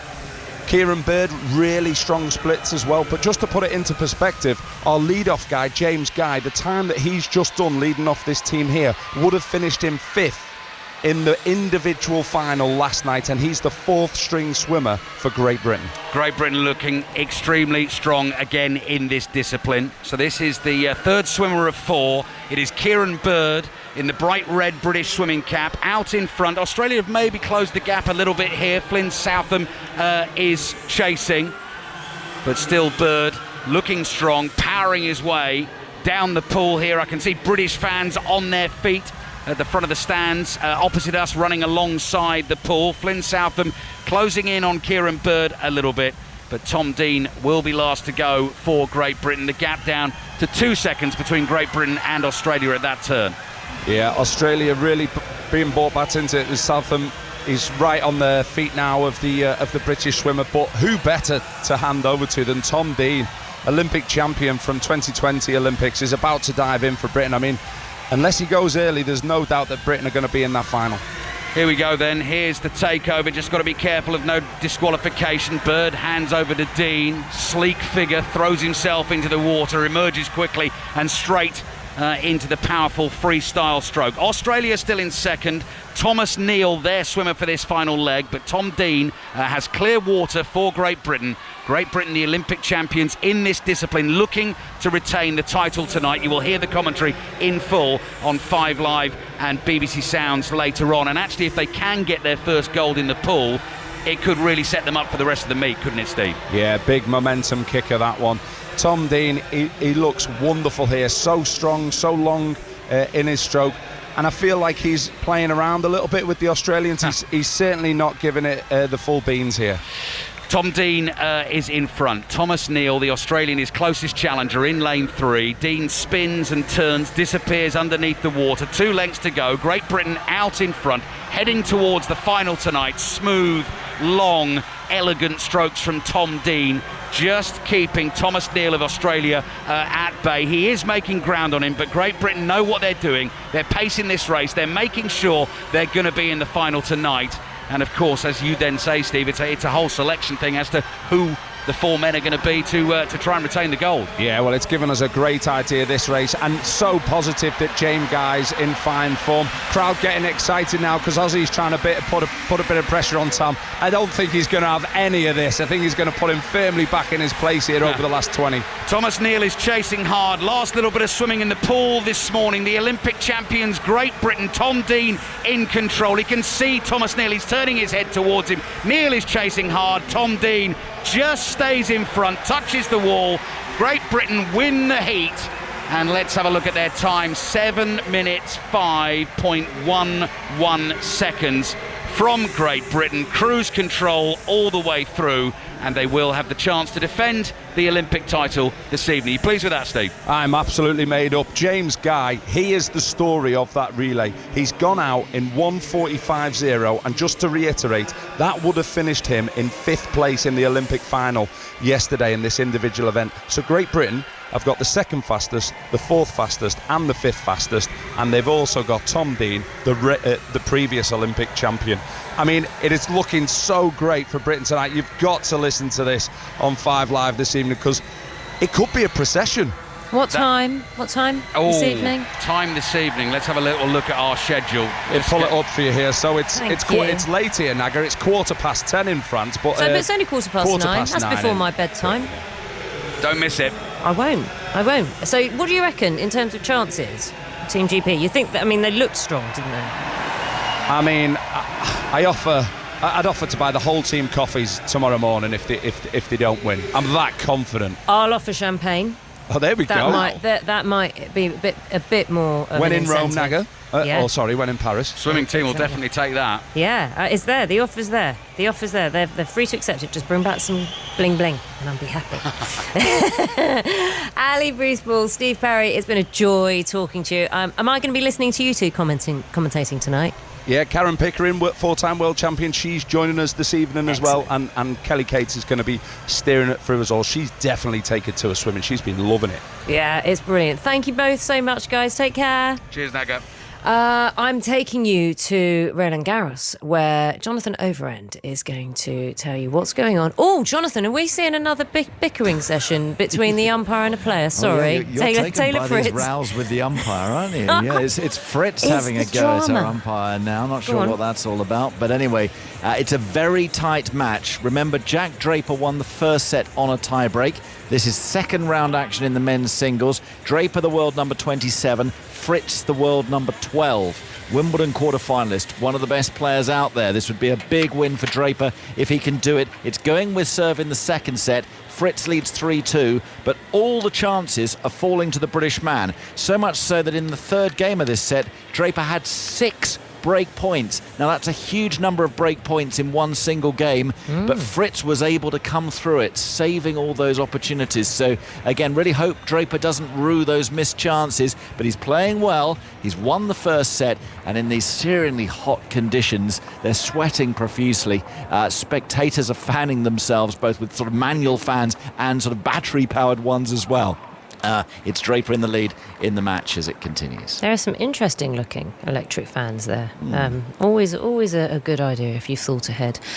Jonathan, enjoy that. I know you will be keeping us updated because this is going to go on for a little while, I'm assuming. Mark Chapman, of course, taking over from me at 1 o'clock with Olympics coverage and taking you around every discipline, because of course the ambition here is to bring you every Team G medal live here on 5 Live. It is 12:43. We will step away, 12:44. We will step away from the Olympics now until 1 o'clock, but and we will focus a little bit on some developing news.